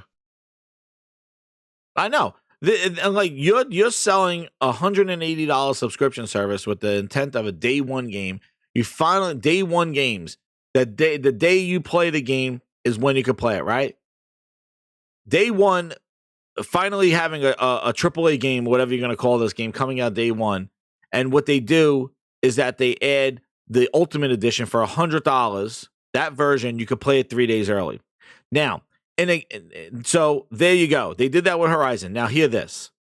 In this game, your progress does not share with your friends. So if you go ahead and do 20 missions, your friends are doing 20 missions with you. They got to go back and do the 20 missions. So by having this game come out segmented like this or fragmented like this, you're going to have people that are really into it, that paid $100, go through with their characters. And then when you get it in Game Pass, if those friends bought it early, they're going to be so many levels higher than you, and they're not going to want to run through the campaign with you again after they just did it because the progress doesn't carry over. So basically, they would have to lead the game. You, with your leveled up character, will probably go into their game. I hope it's scaled. Why would you do that with this type of game where your progress does not carry over? Why would you create a fragmented thing? You're already fragmented when you with the system itself, but now you just gave this that people that are going to spend $100 are going to now be ahead of the game, and now when the people in Game Pass get it, they're going to not be able to catch up. And that happened in Borderlands a couple of times. Your friends are level 50 and 60. They don't want to deal with you at a level 5. And who wants to go as a level 60 and something like that and go and just destroy everything in the level 5's game? Makes no sense. I don't know why they would do that in this game. But here you go. I'm sure the same thing would happen to Starfield too. They're giving $30 prices on top of their games so you play them before they come to Game Pass. So now tell me, Game Pass subscriber, you got to pay $100 for that game. So, yeah, but you got to pay. You got to pay $100 to play it earlier, or you pay $30 to play it sooner than day one. Oh, is that a Game Pass add-on? and let me ask you this. Wait, Link, hear this one. Game Pass members can upgrade for $30 for the extra content. So let me ask you this question. You upgrade for $30 to play the game early. What happens if you stop paying for Game Pass? You don't have access to it. Just like with Forza. Same thing. There you paid go. The what? How much was it to play Forza early? You had Game Pass? There you go. How much was it to play Forza early? It was $100 for the Forza edition, and then there's a $30 upgrade. So they're making you pay a $30 upgrade to play their first-party games so that you play them before day one, which is the promise you get for Game Pass. But now you pay $30 to upgrade on a game you don't own.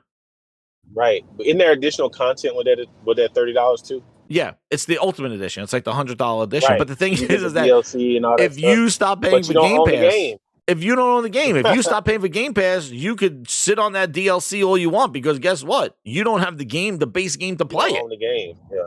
You just got $30 of DLC. Insane. This is insane, but there are going to be people who are going to support this practice. This is a bad dude. You're paying early access for a game that you don't have access to once you stop subscribing. Right. The Phil Ness wagon is coming to get you. You can't like it's crazy. What's crazy is that I understand if you get a game in Game Pass and you want to get the additional content, even that is a decision for you to make. Okay, I'm going to buy DLC for a game that's in a subscription service that I don't plan on canceling. Fine. But the incentive here was day one first-party games. Well, now they got you because now they say, hey, you'll get it in 3 days, but if you want for $30, you could play it even sooner before your Game Pass friends. Now they're incentivizing you to play it earlier. So it's not just like skins and add-ons and content to play. No, it's like to early access a Game Pass game that you don't own. It's insane. What kind of practice? This is the flex, dude. This is crazy. This is insane. And I want to add something. I don't know if you guys know about this, but I'm just reading this. Let's see.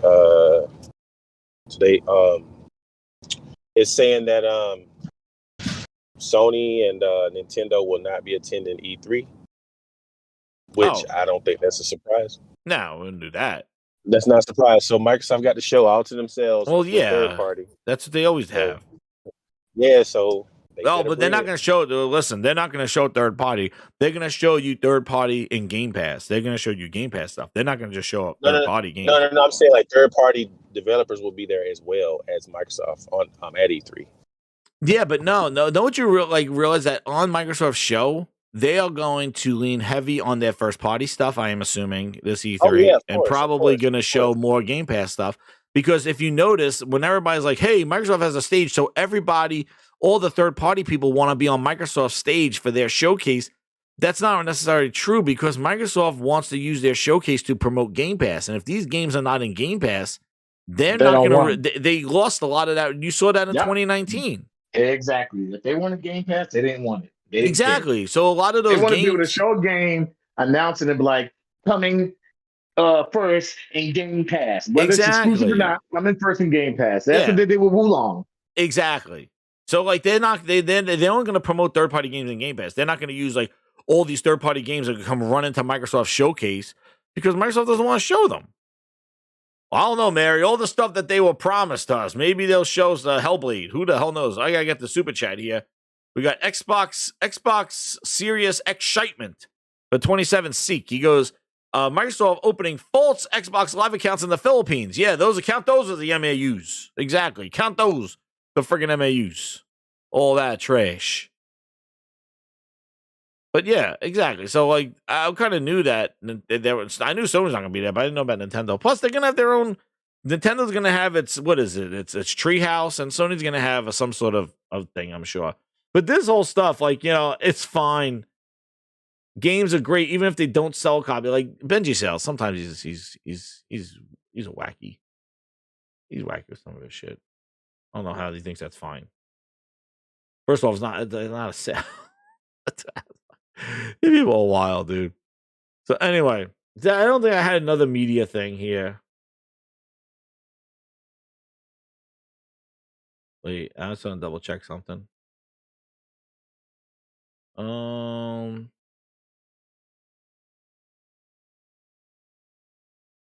my god, this stuff, like, dude, this media.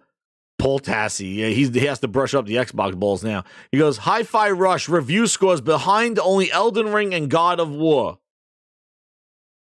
5 reviewers.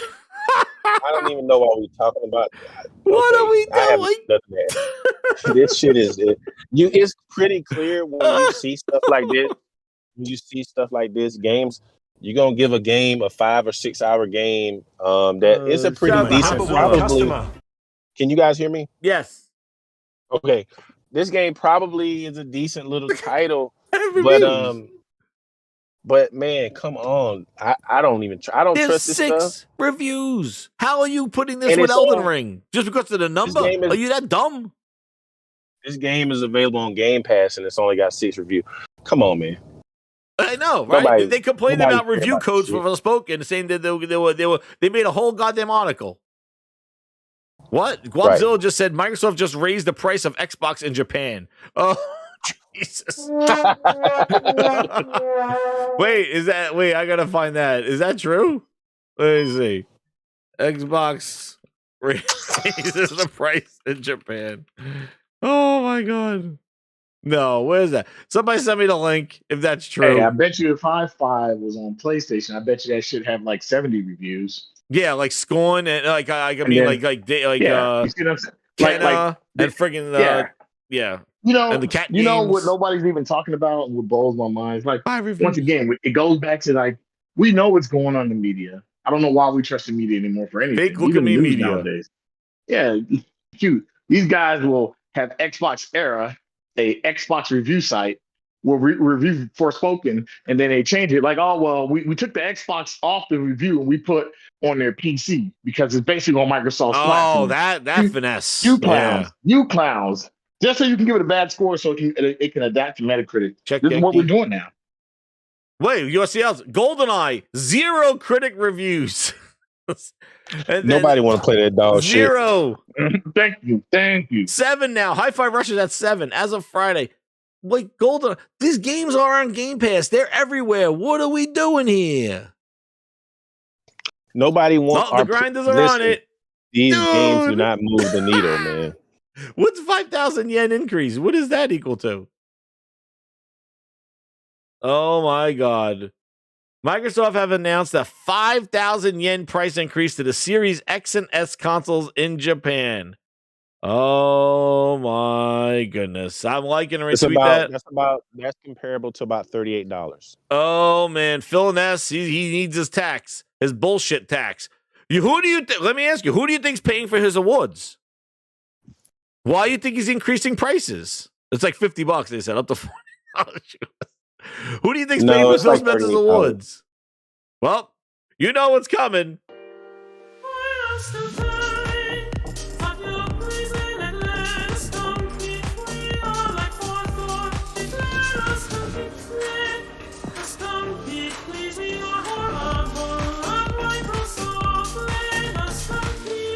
Let them compete. They just went from selling 50 Xboxes to 20. Jesus, I tell you. Oh my God. Thank you for the thing. Game Night 123 says, actually, apparently it's all 3. Sony, Nintendo, and Xbox won't be at E3. Wait, Xbox won't be at E3? Phil said he is. And Xbox is raising its prices for this year. Yep. Thank you, Game Night, for the Series XS in Japan. Thank you for that. Thank you for sharing the link, everybody. The booty tax. Oh, man. Booty's like, I got to get my ass shaved. I got to get my Brazilian for when I toilet my studios. Booty gets the Brazilian. Whatever your name is, get ready for the big They can make surprise. it in Japan. They don't do it anywhere else because do they really want to play Xbox over there? Do they really I said they care? went from 50 to 20. Zashi, welcome to don't the care. Grindhouse. Thank you for subscribing. Hit that subscribe button, Grinders, if you're new here. Oh man. Come on. Jesus, Right. Booty gotta get that Brazilian. He's like, I'm gonna be going over to Ninja Theory this afternoon. I gotta make sure my ass looks good when I give him a good whiff. Somebody gotta pay for my booty cleanse. Like, feels like I gotta increase the prices. Keep it shiny. Dude, Phil, let us compete, you sturdy sons of bitches, dude. Yeah, that's true, man. I just read an article on Kotaku, man. It says it said Microsoft, Sony, and Nintendo all skipping E3. Oh damn! It says Microsoft will do shows around E3, but they will not be attending the show. No Well, way. that shit Phil is- gotta that shit gotta is- look. sign that ass. He gotta be there. Well, if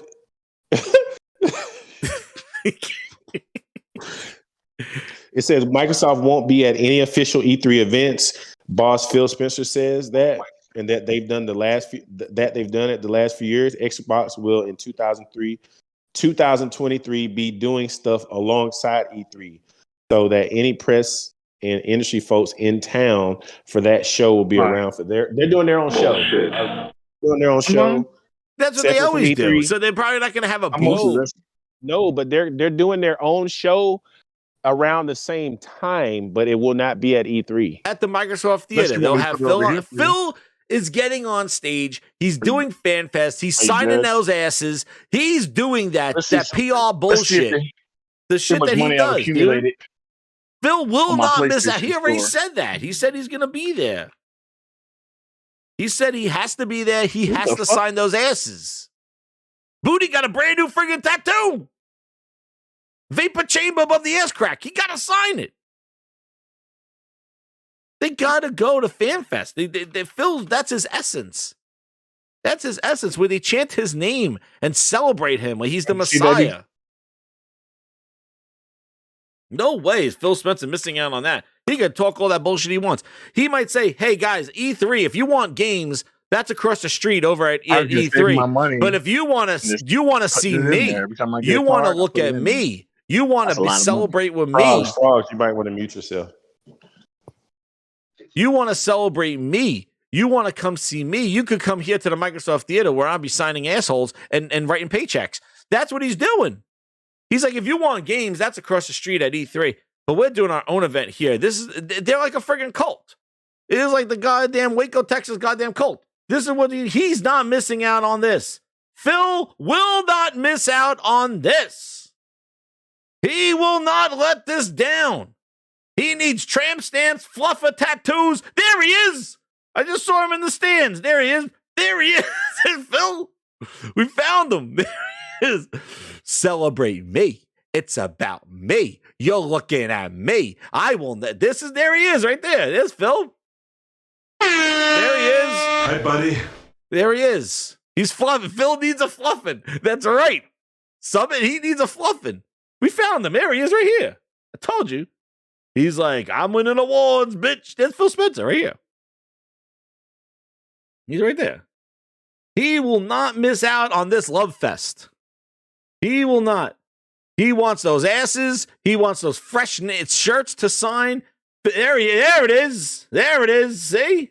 Oh my God. I love signing asses. I'll be hugging babies, kissing grandmas, grabbing ass. It's wonderful.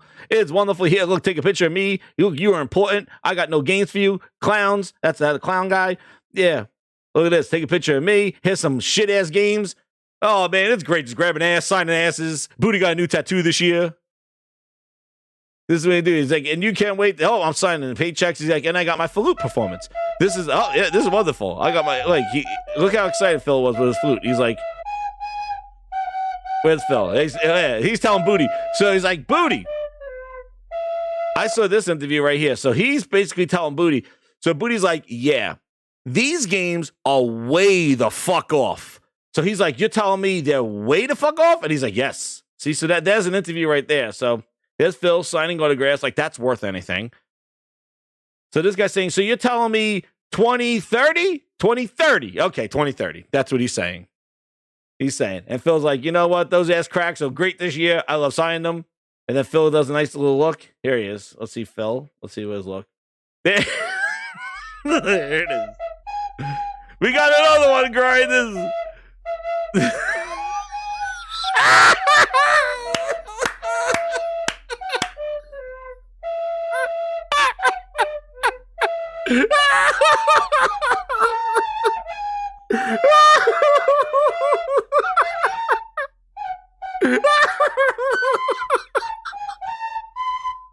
oh my god, I can't.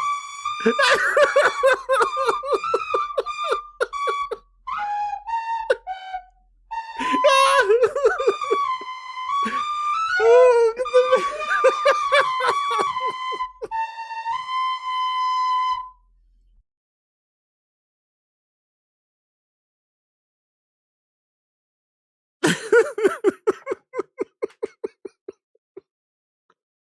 Oh my god. Oh. Sign me please, I will bend over and touch. My knees tell me it's better when we all play the naked exclusive games and light. To my face, thank you, Phil. He will not miss this.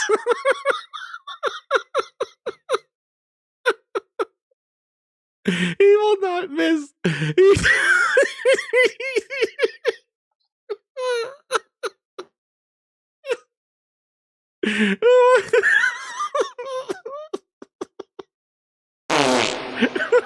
Farted. He's like, Booty just came in. Booty just walked in. This is messed up. But anyway, he's missing out. Oh my god. There you go. I'm important. Oh, he's not missing this, dude. I'm not missing anything. So he will be there. Look what they're watching. They're watching the bogus ass Starfield coverage. This guy is showing him a 20 frame per second piece of shit game. Oh, there's Booty.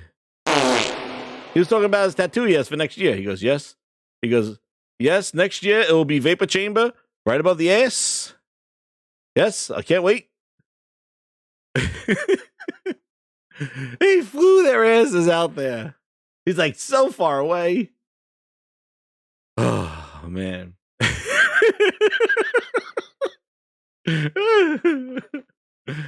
They showed us some Sea of Thieves DLC, flew their asses out to LA, slapped on a tramp stamp on them. Look, Phil, there you go.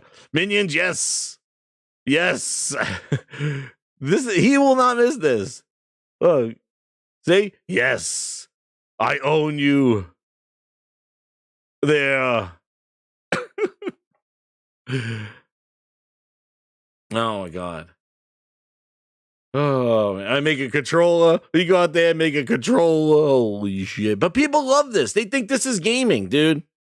This is gaming. You know what? Yeah, it's gaming when there's goddamn games. Bleach Booty. Oh my god. I gotta stop. This is going left. Oh no. And the next thing, oh Jesus. Look, I chased everybody away. Oh my god. Oh man. Let's see. Oh man, we didn't even get through it. Okay. Halo survey. Dude, this would be quick. They basically they took this thing down. This Halo survey thing. Oh man. This thing whole went left.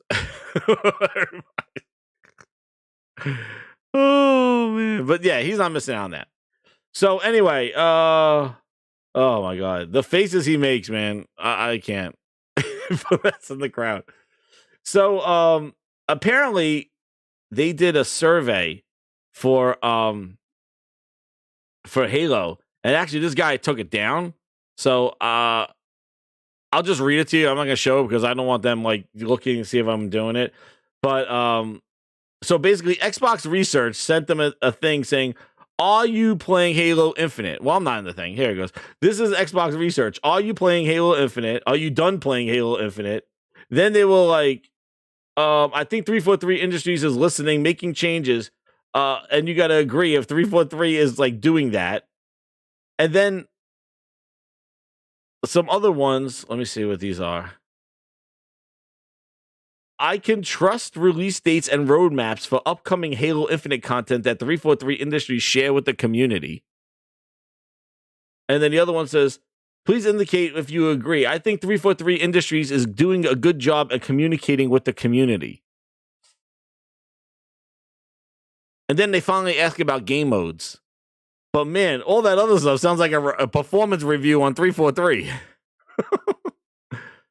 Jesus, like it sounds like a performance review on them. I don't understand that.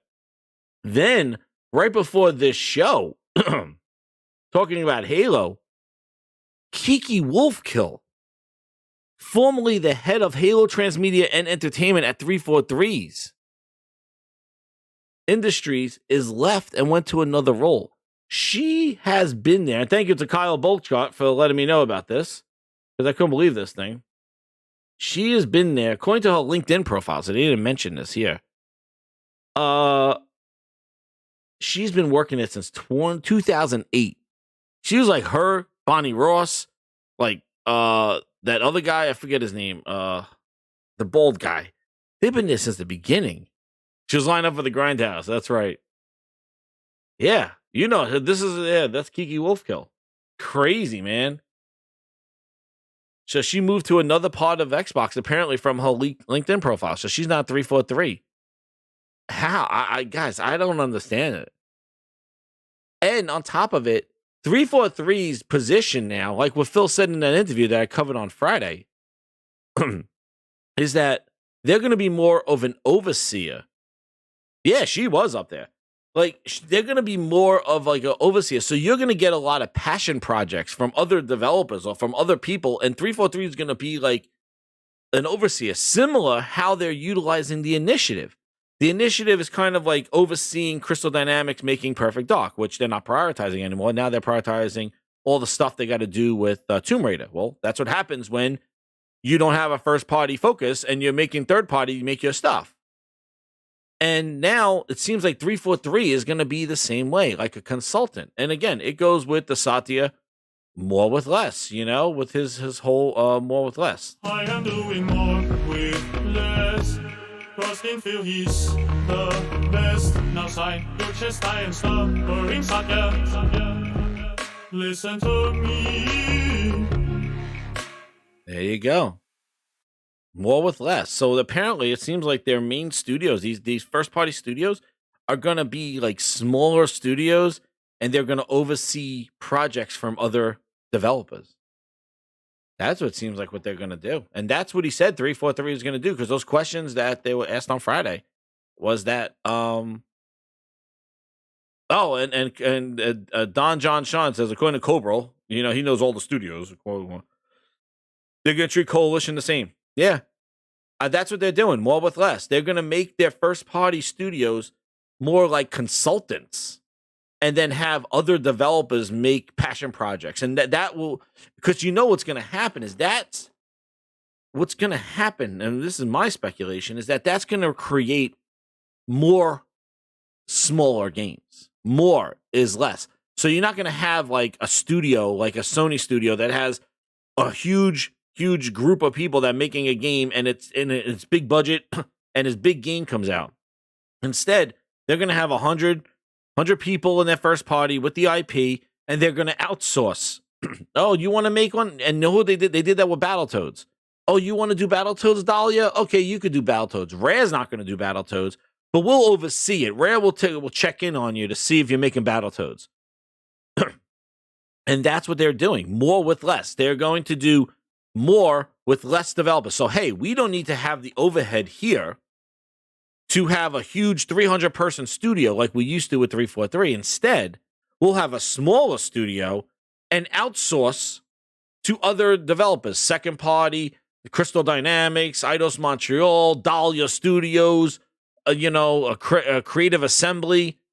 And then they'll make all little games with our IP, and we just have to oversee it.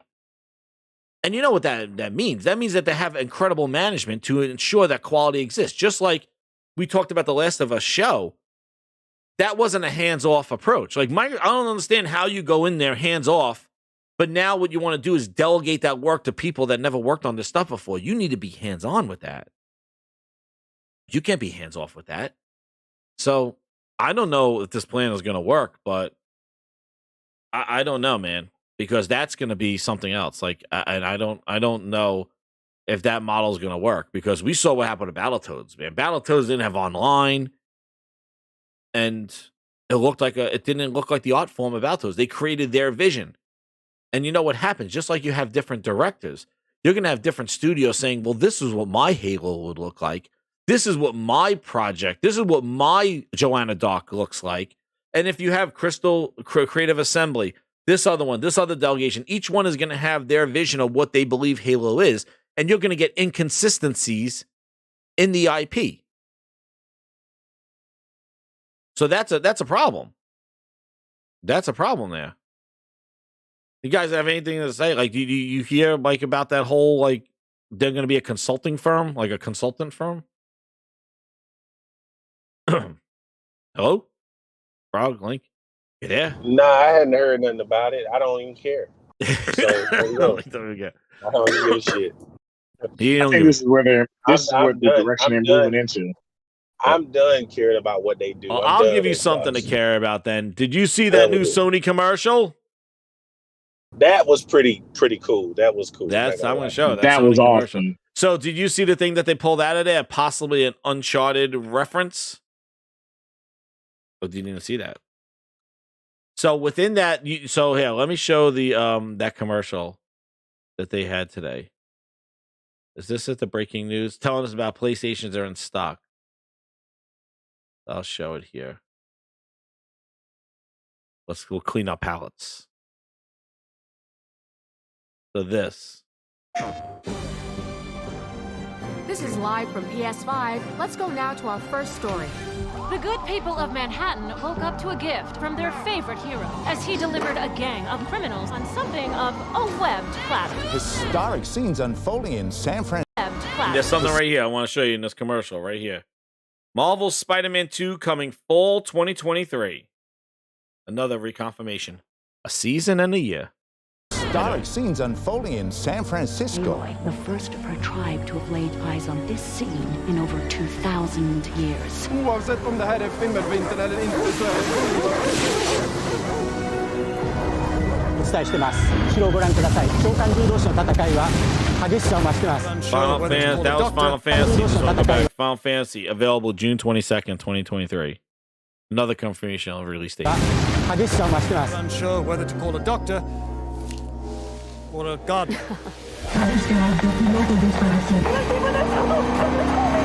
Experts are linking all of these events to an increase in activity. That's Destiny. PS5. There's the cat game. What was the cat game? I forget. No, I keep going. No, it's Stray. I was like, oh my god. Where's the? There it is. So there's one frame of her blowing. Excuse me. There's one her blowing on the of a treasure here, and people are thinking that it's Nathan Drake's daughter. Here it is. The other part. So what game is this? What game is this right here? You're my number one customer. Subtext donated $4.99. He is.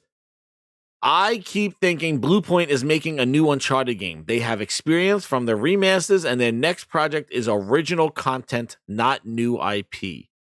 You know what? Subtext, thank you for the super chat. Yeah, you know what? There was another thing that they said, like, if you look at Bluepoint's tweet from from the holidays where they put the 4 Christmas boxes underneath the tree, there's one that doesn't have anything in it, and one has a sword in it, like Demon Souls. One has another weapon, each one, but one doesn't have a weapon.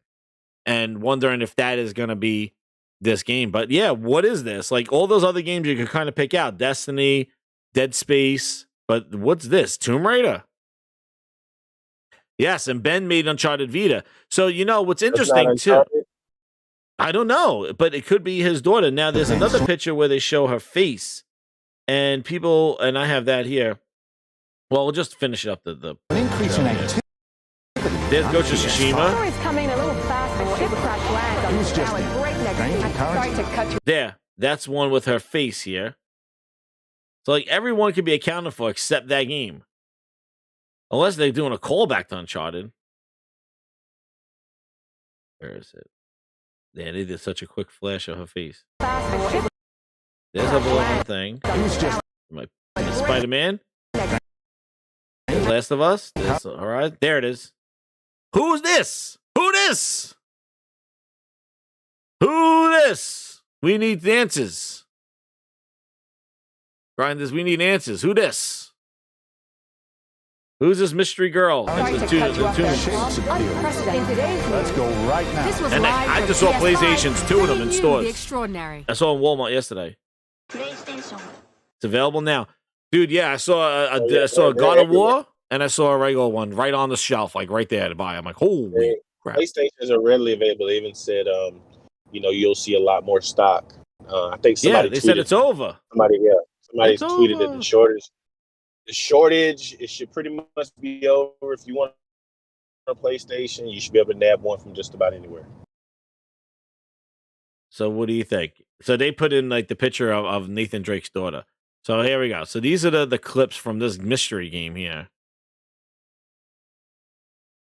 I don't even know if that's the same girl. Like this girl here, I don't even know if that's the same person as this. But what is this game? All of them are accounted for. And then that's his daughter from Uncharted 4.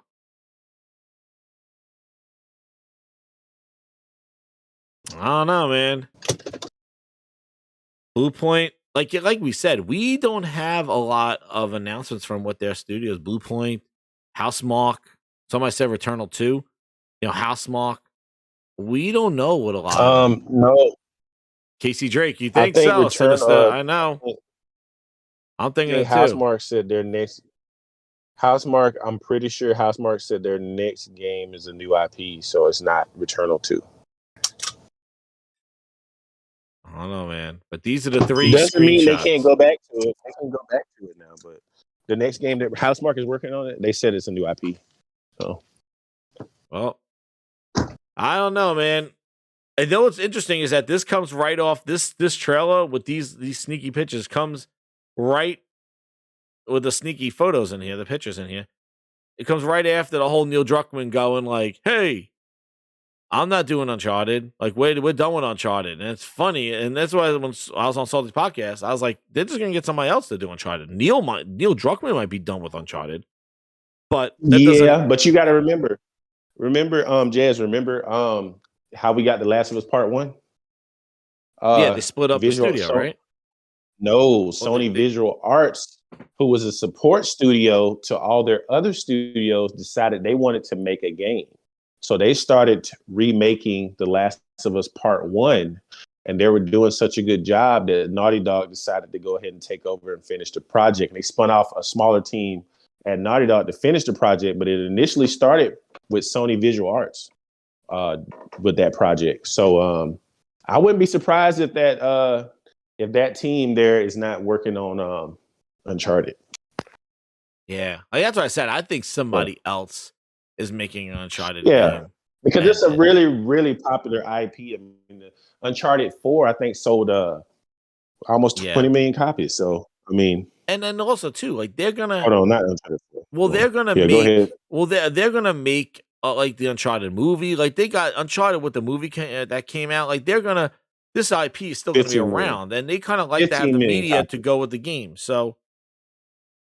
Right, the IP sold 15 million copies. So the last, they're not dropping it. They're just putting it on. They're not milking it. But I think the next Uncharted, even the movie itself, I think is going to have his daughter in it. Yeah, I wouldn't. The next Uncharted is going to be his daughter. I don't know. Not the B team. Compost says no, not the B team.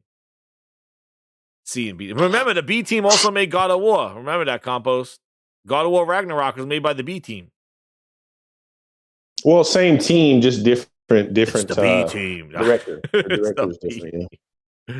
It's the B team. But anyway, I don't know if we're gonna get through these things. We got. But Yeah, a lot of their studios are working on multiple games. Yeah, so. we don't know. So like people are saying like showcase stuff, but I tell you that is very interesting. You know, the fact that they said, hey, PlayStation, it was kind of like their kickoff thing. And I know they're gonna do a lot of VR hype, I know, for the next couple of weeks. And then once the VR is there, I think then they're gonna go full overdrive with game announcements, Spider-Man and stuff like that. But Sony's been dealing with like little pieces at a time. Like they'll give you a little bit of what's coming, but they really want to focus on what's the next big thing coming up, give it the marketing, and then once that comes out, then do it.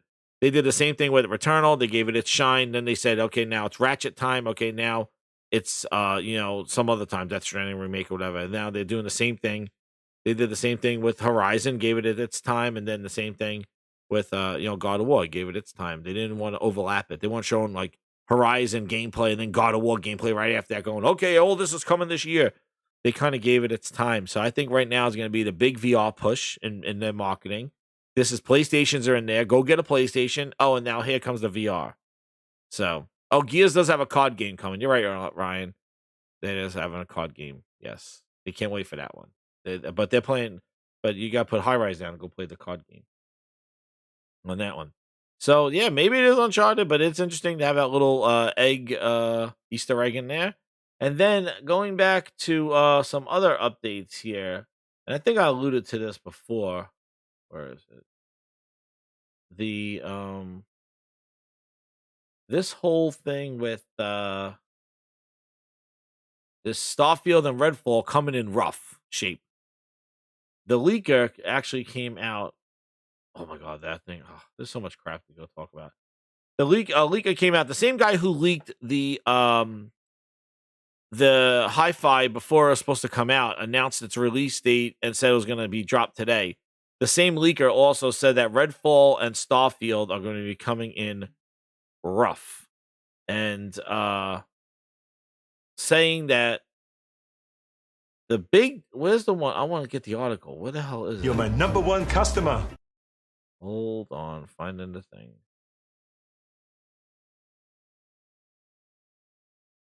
So he had here that is this the article?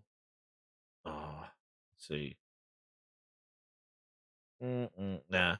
But apparently we have it on good authority. Oh wait, no, that was something else. That was, oh my god, that was another thing. Did you see this? Bootleg Jez posted an article about this. Red Dragon posted this thing. It was like Bootleg Jez posted an article that says trusted insider sources have told him that Starfield is playable from start to finish.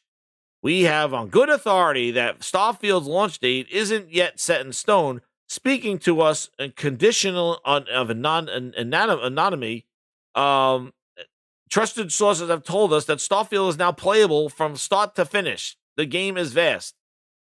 Meanwhile, in 2021, all right, what did he say about Crackdown? Remember he said Crackdown. Crackdown. Remember what he said about Crackdown? I don't trust nothing this dude says. Now he said that he has a full authority that it's fully playable. But meanwhile, in this November of 21, Todd Howard confirmed that Starfield is fully playable from start to finish. Release date is firmly set in stone. Dude announced that in this November 10th, 2021. And meanwhile, we've got Bootleg Jez telling us now in 2023, I have it on good authority that the launch date not set. Like, are we like going backwards? What I want to know. I'm telling you, man, the people they got whispering are all controlled leakers, and dude, they are basically just buttering that ass. Like, they give them a little inch, they give them a little whiff, a little taste. That's right, I got my sources too, my left and right eye, and I can tell you right now, Starfield is not ready. That's what my eyeballs tell me. My sources, they tell me right now, Starfield's not ready, because if it was, they would show a whole entire gameplay. Okay? So, I'll tell you right now, my sources tell me the same thing. And my sources tell me that Redfall is in rough state. I don't need insiders to tell me this. Here it is. Starfield and Redfall. What the hell is this? What the hell is this trash? Starfield and Redfall development in rough shape according to Hi-Fi Rush leaker. So this is what the guy said. He basically said, what the hell? I don't want that. He says here, Here's another guy with sources. He says, I usually don't have a source for any information, but I heard that Tango Gameworks will be putting out something you can play later today related to their Hi-Fi Rush game. I don't know much beyond that. Maybe this has previously been rumored. I didn't see it. So he was right about that, right? Then he goes, so this turned out to be true. I was told more, and I said what I would share. So Microsoft lost tons and tons of money on the Azure this fiscal year. They're asking all divisions to blunt the loss. One thing Microsoft has floated for Xbox is releasing Starfield before fiscal year, aka June 2023. Redfall is coming first and is in rough shape still. And I could say, confirm with my two eyeballs, that game looked in rough shape. You could hype Hi-Fi all you want as game of the year, which I think is hilarious that people are calling it game of the year when they know, I thought Starfield was their game of the year, but they're saying this is 3 weeks in into the year. They're like, dude, my game of the year. I'm like, okay. But you could hype that all you want and that thing, but basically, I said that was a distraction. You're distracted with that game, which is fine. You could play the game. But what you came for that show for was Redfall. And I don't think Redfall had a good showing. It looked rough. It looked not ready. And they did not show a straight up smooth-ass gameplay with the frame rate and something that you can analyze to say, well, this is how I'm going to play it. It was all cuts, and the cuts looked horrible. No shadows. Textures didn't look good. AI was stupid. And really didn't. They just kind of just showed people running around with bad shooting mechanics and no kind of flow of gameplay. It looked rough. So my sources confirmed the same thing. It was rough. So Redfall is coming first and is in rough shape still, and probably should use more quality control, but it's still in better shape than Starfield. Bethesda wants more time with Starfield, and if they could get their way, it will come out in fall 23. If Microsoft gets their way, it comes out this fiscal year. If Starfield comes in June, expect it to be in rough shape. Also, Diablo is in rough shape, and the 6/6 release date is questionable. And my sources will tell me right now, have you seen new Diablo gameplay or anything talking about Diablo? And that's a no. My sources say, I assume it is as well, rough shape. So, there is your Payapa. Rumor, take it what you want, take it what you leave it. But I could say, hey, the guy was right about Hi-Fi, and Redfall does look rushed. It looks rough, definitely. So that's 50% of the rumor. If the other 50% is false, that's not. But there you go. Take it where you may. Roughfield. And Starfield will be at a later showcase somewhere. When? Oh, I don't know. When? I don't know. They didn't use this developer diary, and at the end, stay tuned for Starfield's coming next month. Nope. They didn't even allude to it. And actually, I said they weren't going to do it. Instead, they put it in their blog post, which basically nobody really is going to read. So when a lot of people came out and were like, where's Starfield? They're like, did you read the article? And it's like, no. But if Microsoft's going to have a first-party showcase, and the biggest first-party game that's on their list that they hyped so much is Starfield, and they announced it last year, how do you have an updated developer showcase and not mention it? That's where people tuned in were like, wait, where's Starfield? And it's like, did you read the article? They already told you that expect shit, and they gave you shit. That's what you're going to get. Well, that doesn't make it better. Okay, just because they told you these 4 things were going to be there, that doesn't make you not question where is the stuff that I am interested in. And again, that drop of that game was a deflection. It was a way to deflect on not having a Forza release date after they said it coming in the next few months. And also Redfall coming in May outside of the 3-month window that they were talking about. And Redfall looking as rough as it did. They dropped a free game in Game Pass that people like. And my thing, I said on my other show, was like, if this game was so incredible, Phil Spencer is coming out in his interview saying this whole thing. Yeah, what's up, Supermod? How you doing? Phil Spencer coming out. Oh, well, we thought it was fun. We're just going to drop it. It was a cute little thing to do. If you believe so much in that game, then where was the money before? Why didn't you show a trailer at the VGAs to even get more clout for this? Why would you stealth drop something you believe in? You stealth drop something you're uncertain in, or something that you just say, get it out there, PR, make people like it. And that's what I feel like it was, because it wasn't announced. Even if you believed in the game, it wasn't like, tune in for Tangleworks' new game. You announced this showcase 2 weeks ago. Why wasn't that in the initial press release? You said what was to be there. And Aaron Greenberg even reconfirmed it. And the check marks, like Paris Lilly, don't expect anything more than what was announced in the show. And Aaron's like, I can't like this tweet enough. Why would you be so hostile for anybody to expect more when actually you did have a game? And you had one that was good, and you had one that people liked, and you had a great campaign to show gameplay. You had that stuff. Why would you deter people from getting that? That makes no sense. Guys, you see, it's so crazy because it's like counter marketing. It's like the reverse. They do the opposite of what you're supposed to do when you have something. For a shadow drop, why would you want to shadow drop a game that may be successful? Phil didn't want to shadow drop it. Tango did. You think, Josh? Like you believe that, Phil Ness? I'm sure they want to shadow drop that. The gun.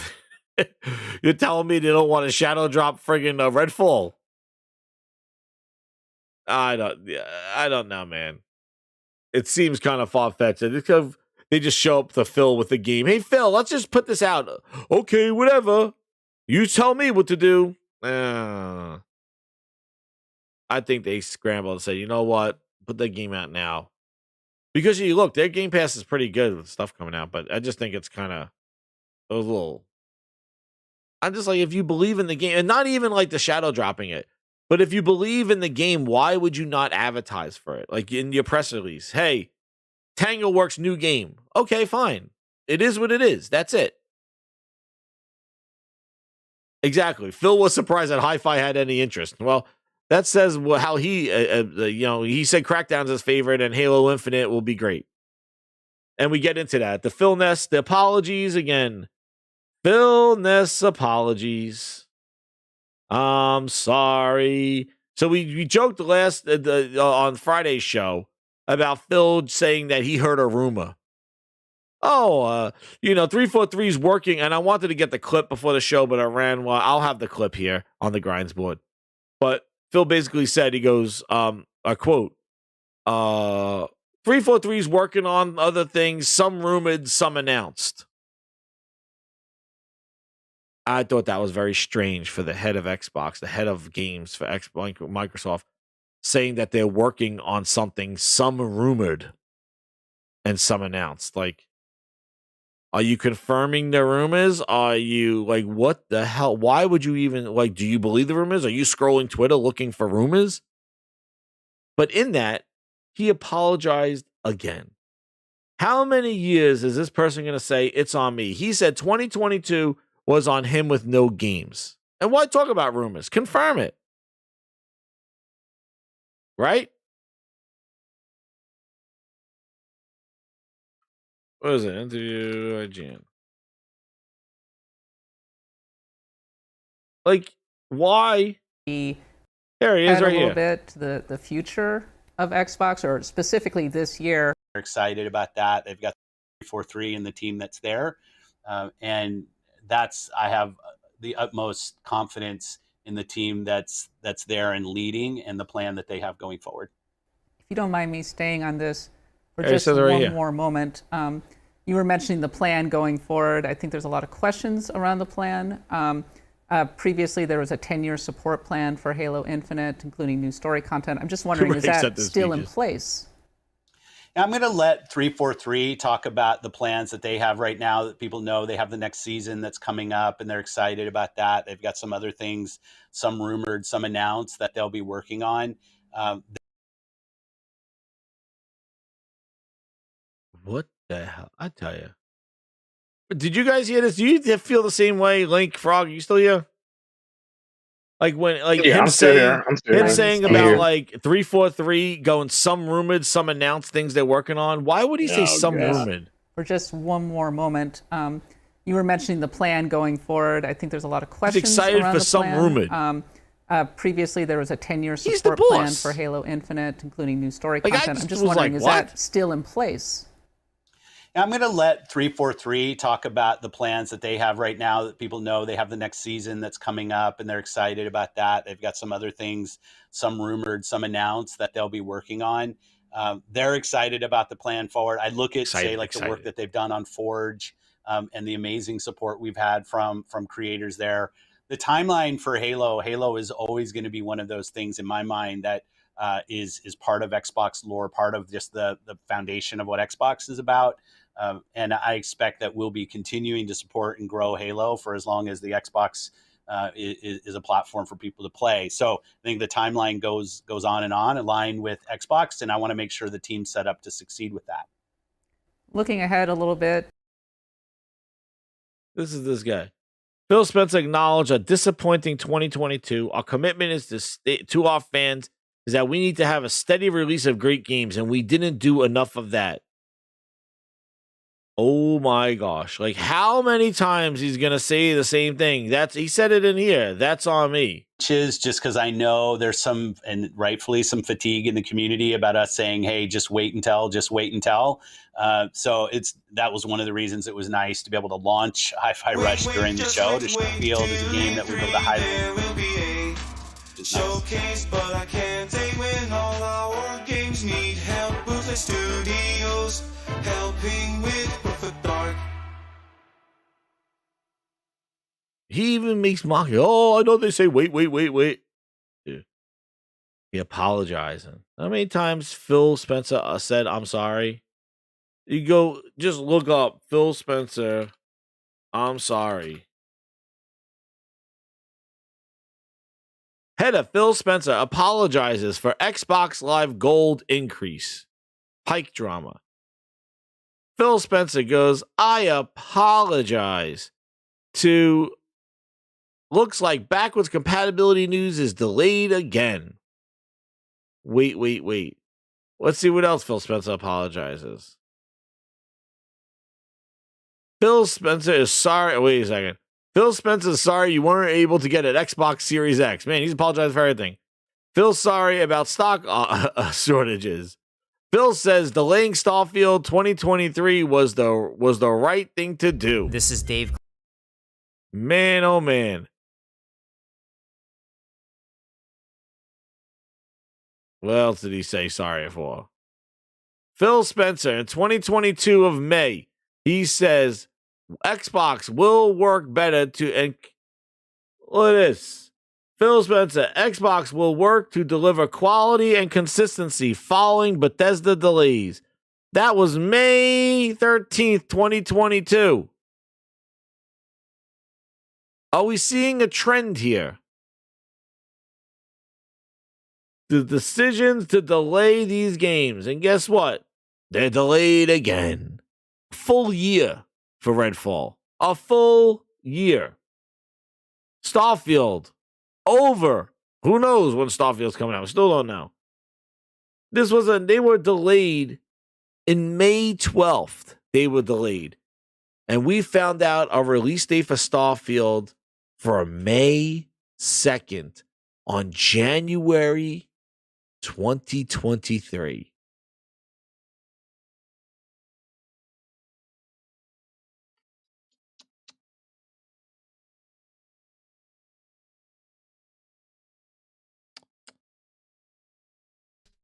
Games, I don't know where they are, but I can sign your back right above your crack. Do you have a pen? Spill this up. I'm waiting. Bitch. But wait, there's more.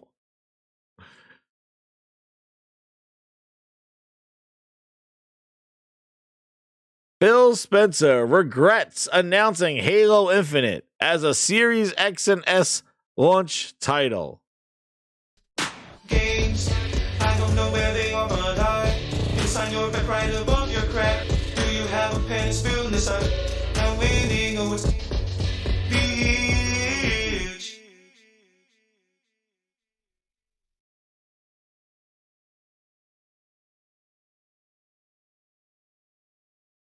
What the hell is this one? Phil Spencer in 2016 says E3 should be very good, shipping more new IP than we have in a long time. Good challenge to make new IP succeed in 2016. Right now, I'm focused with Remedy games on Quantum Break.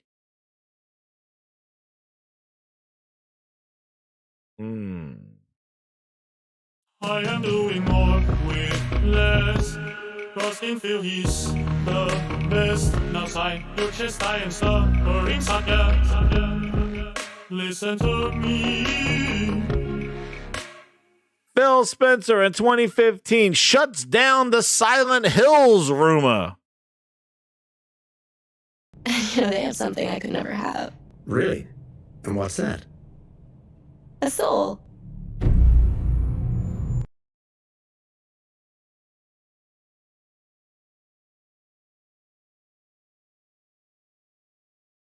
Man, oh man.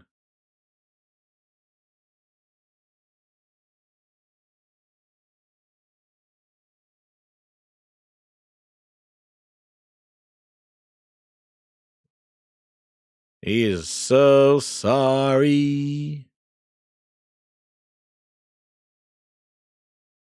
Phil Spencer to Stevia. No, we're not saving Silent Hill. Oh. Xbox is hands of OSS first development. My name is Matt Booty. Here is your copy order. 2 creams, 1 sugar.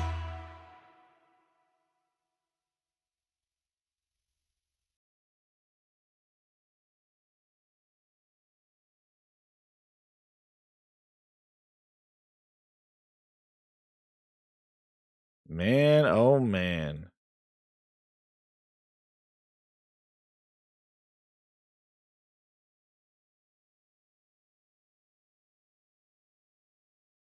Then you had Pete Hines apologizing for Starfield exclusivity. Oh, goodness gracious. PlayStation 5 Liquid Metal is fighting. We're not fighting Liquid Metal. We got this one. Highest bill I input with the FTC. I got no games. And Bill's. I'm sorry. Sorry. Sorry. Sorry. Oy, oy, oy.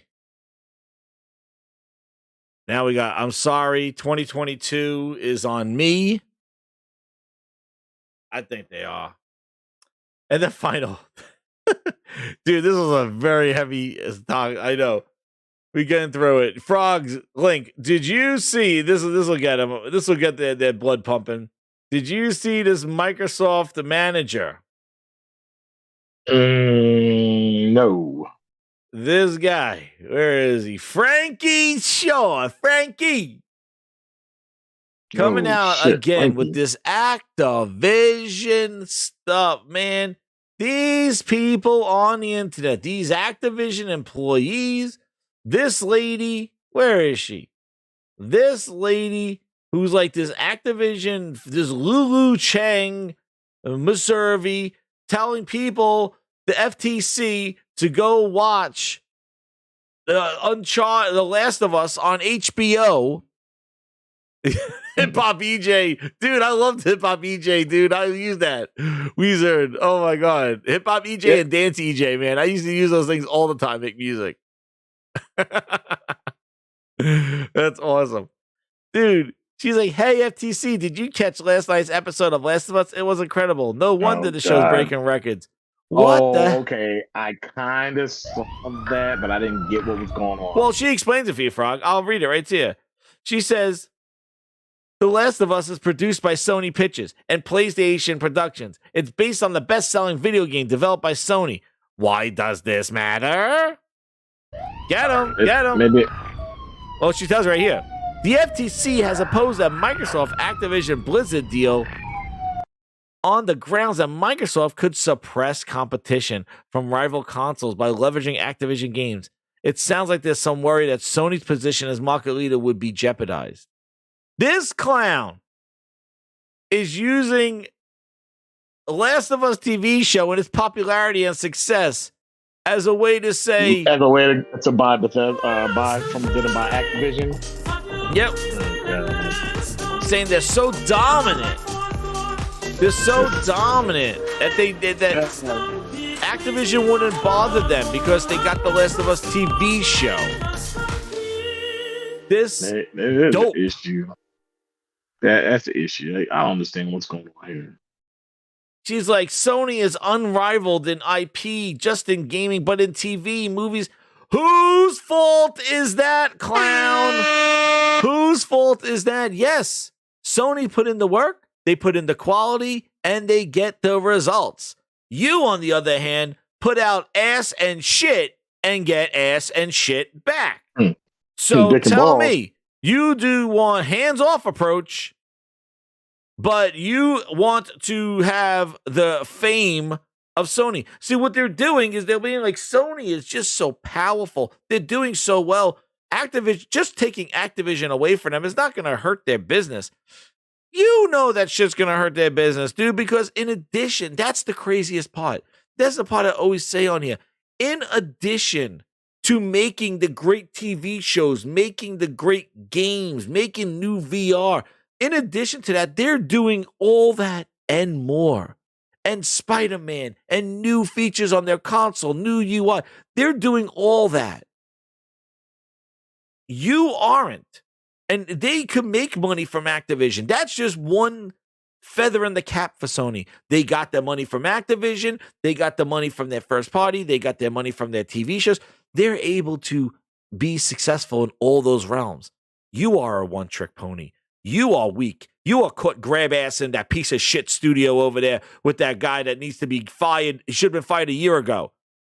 You're the one that can't output, and you're a one-trick pony with Call of Duty, and that's all Activision ever does. Everything else is a goddamn bullshit. You are the one that's straight, that just has one path. Call of Duty or bust is Activision. And Microsoft knows that. And Microsoft is the same way. They got nothing else. You are all one-dimensional, both of you. And you're thinking if you put yourselves together, you won't even amount to what Sony's doing. You won't. But the thing is Sony's making money on Activision in addition to all that stuff. And the question is how the hell is Microsoft not doing the same with all the money, all the funds, all the growth, all the purchases that they've done in the last 8 years, 5 years?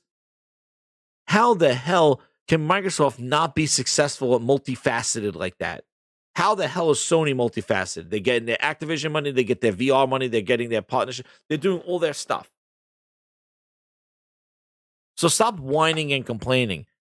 The problem is that Call of Duty by itself being removed will be a huge financial a hit on Sony, and Sony will lose the money that they get from that stuff because they'll have to be paying their competition because their competition will own it. Any negotiations that they try to do with Call of Duty franchise, it's the biggest franchise. So looking at a successful TV show based off a successful game that they made, that's just one feather in the cap that Sony, yeah, they're good. Unfortunately, you can't show that piece of shit Halo Paramount Plus edition. Yeah. But I heard it was the most watched show on Paramount Plus. FTC, get him on the phone. FTC. I'm a cop, you idiot. I'm a cop, you idiot. Get him on the phone. I'm a cop, you idiot. But Halo Paramount Plus was the most watched show on Paramount Plus. Well, that's you idiot. You don't need Call of Duty. You have Halo. Halo was the biggest franchise ever. FTC, get on them.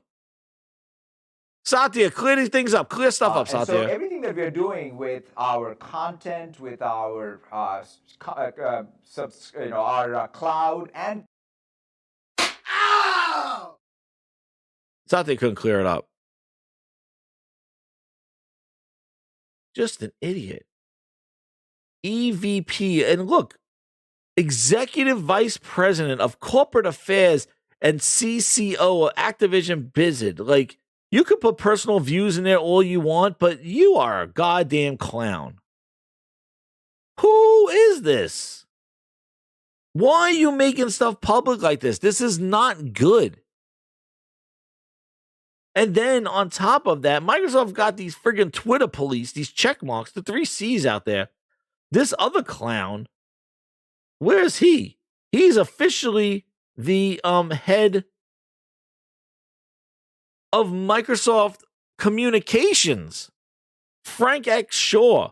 Sony is the console market leader, and it will defy business logic for us to exclude PlayStation games from Call of Duty ecosystem. And then this guy, Alpha Will, goes, it defined business logic to take Bethesda games away from PlayStation. But look at where we are now. And the dude goes, what? Are you? I mean, did Bethesda games sell the most on the PlayStation console and they took them off there? Does this guy not realize that they're taking away games with the Bethesda deal? You're the communications person. Why are you acting surprised about that? You drinking too much Phil Kumbaya juice. They're taking away games. Hi-Fi is the exact opposite of what Phil is saying he wants to do with Call of Duty. Starfield, Redfall is the exact opposite of what Phil's saying he promises, what all their executives are promising to do with Call of Duty. Oh, we won't take it away. We will put it on more places because we believe more people should play. Then why is Starfield, why the 3 games that you just released? Starfield, that brand new game, that would have been a perfect Switch game. How the hell is that not on a Switch right now? What about those people that will play that Hi-Fi Rush on a Switch? You can't go around promising that, oh, trust me, dude, we'll do Call of Duty everywhere. It doesn't make business sense to not put Hi-Fi radio on everything. Well, it did.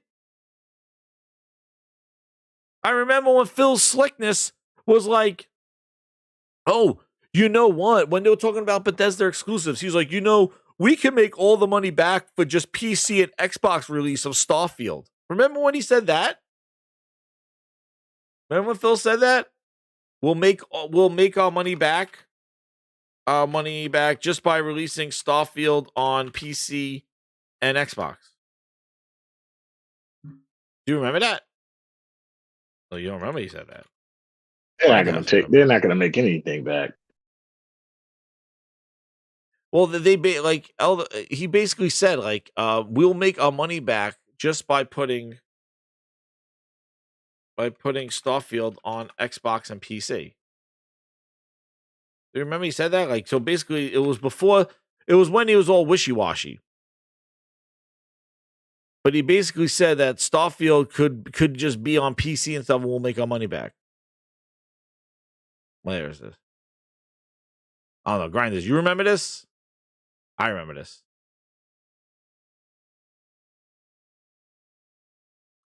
Just by putting Starfield on Xbox and PC. Because I remember they were running it with all the channels. They were running it with all the channels. Warehouse. There it is. Dude.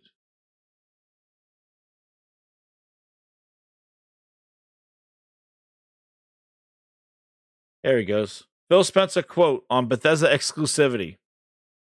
I don't have to ship games on any other platform to make that deal work for us. Whatever that means. Phil, you know damn well what that means. Here he is again. Another interview.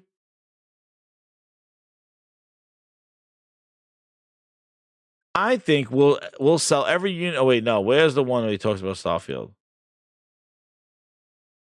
Where is it? There it is.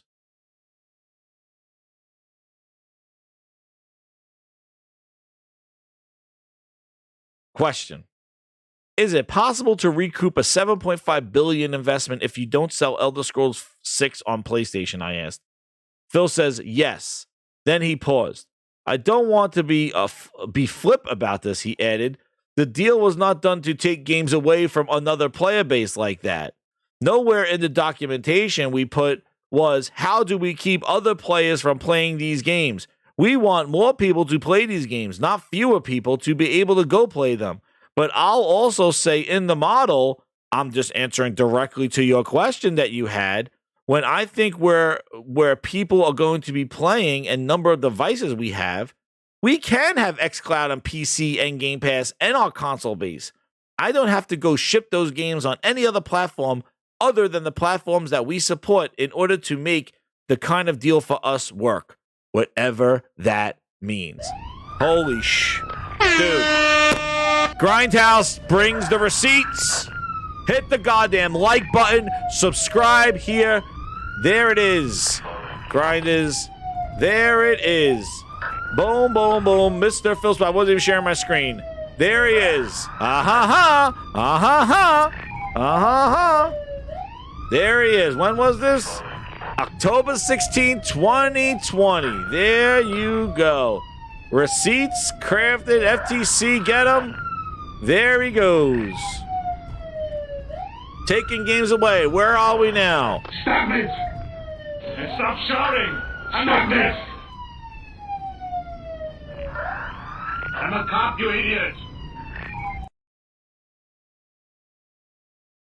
Hold on! Okay. Holy Spirit, activate! Oh no! Holy Spirit, no. Oh, no. activate! Holy Spirit, activate! Activate! Activate! Quote. We got him. Simple search, everybody. The Grindhouse delivers. And look what he did. He basically did the ladder. Whatever that means. I should have made this a Grindhouse law. You do know damn well what that means. And that's exactly what your plan was. Don't act dumb. Whatever. I'm just answering your question. You're saying whatever we put this game on, we'll make our money back, so we don't need to put it everywhere. But in one breath, you're saying that this deal was not done to take games away from another player base. Redfall exclusive, Starfield exclusive, Hi-Fi exclusive. You're doing a good job of that. That was sus. Grind this. I present exhibit A, B, C, D, and E. We got him again. FTC, Grindhouse Law in session. Cuff him. We got him. Get him, Arnold. I'm a cop, you idiot. Hi, still I import with the FTC. I've got no games. Thanks, Phil.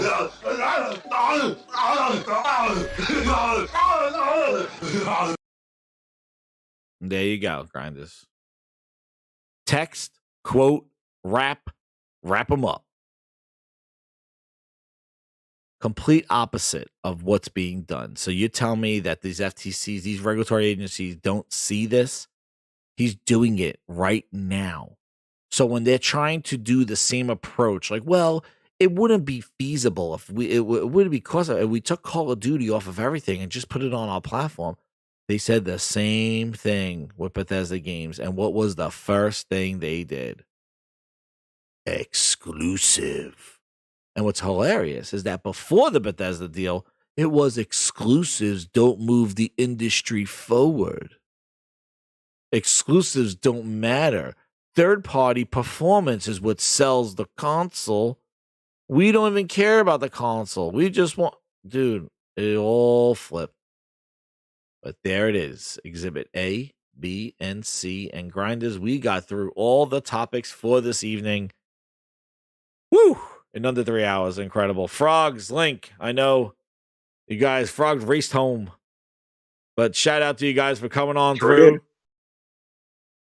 Thank you. Not again, a problem, guys. man. Not a problem. Thank you again. And grinders, hit that like button, share it out. Thank you, Link.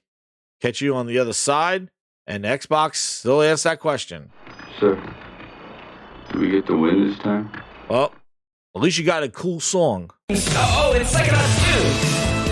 New games are coming fast. 12 minutes and 80s. And they're all on Game Pass. Overbuild, like a requiem. What to play first and what to play last. Flash to ground, true and doom. 'Cause they're all on Game Good night, grinders. Thank you very much. Hit that like button, share it out. Hit that subscribe if you're new. And thank you again, everybody.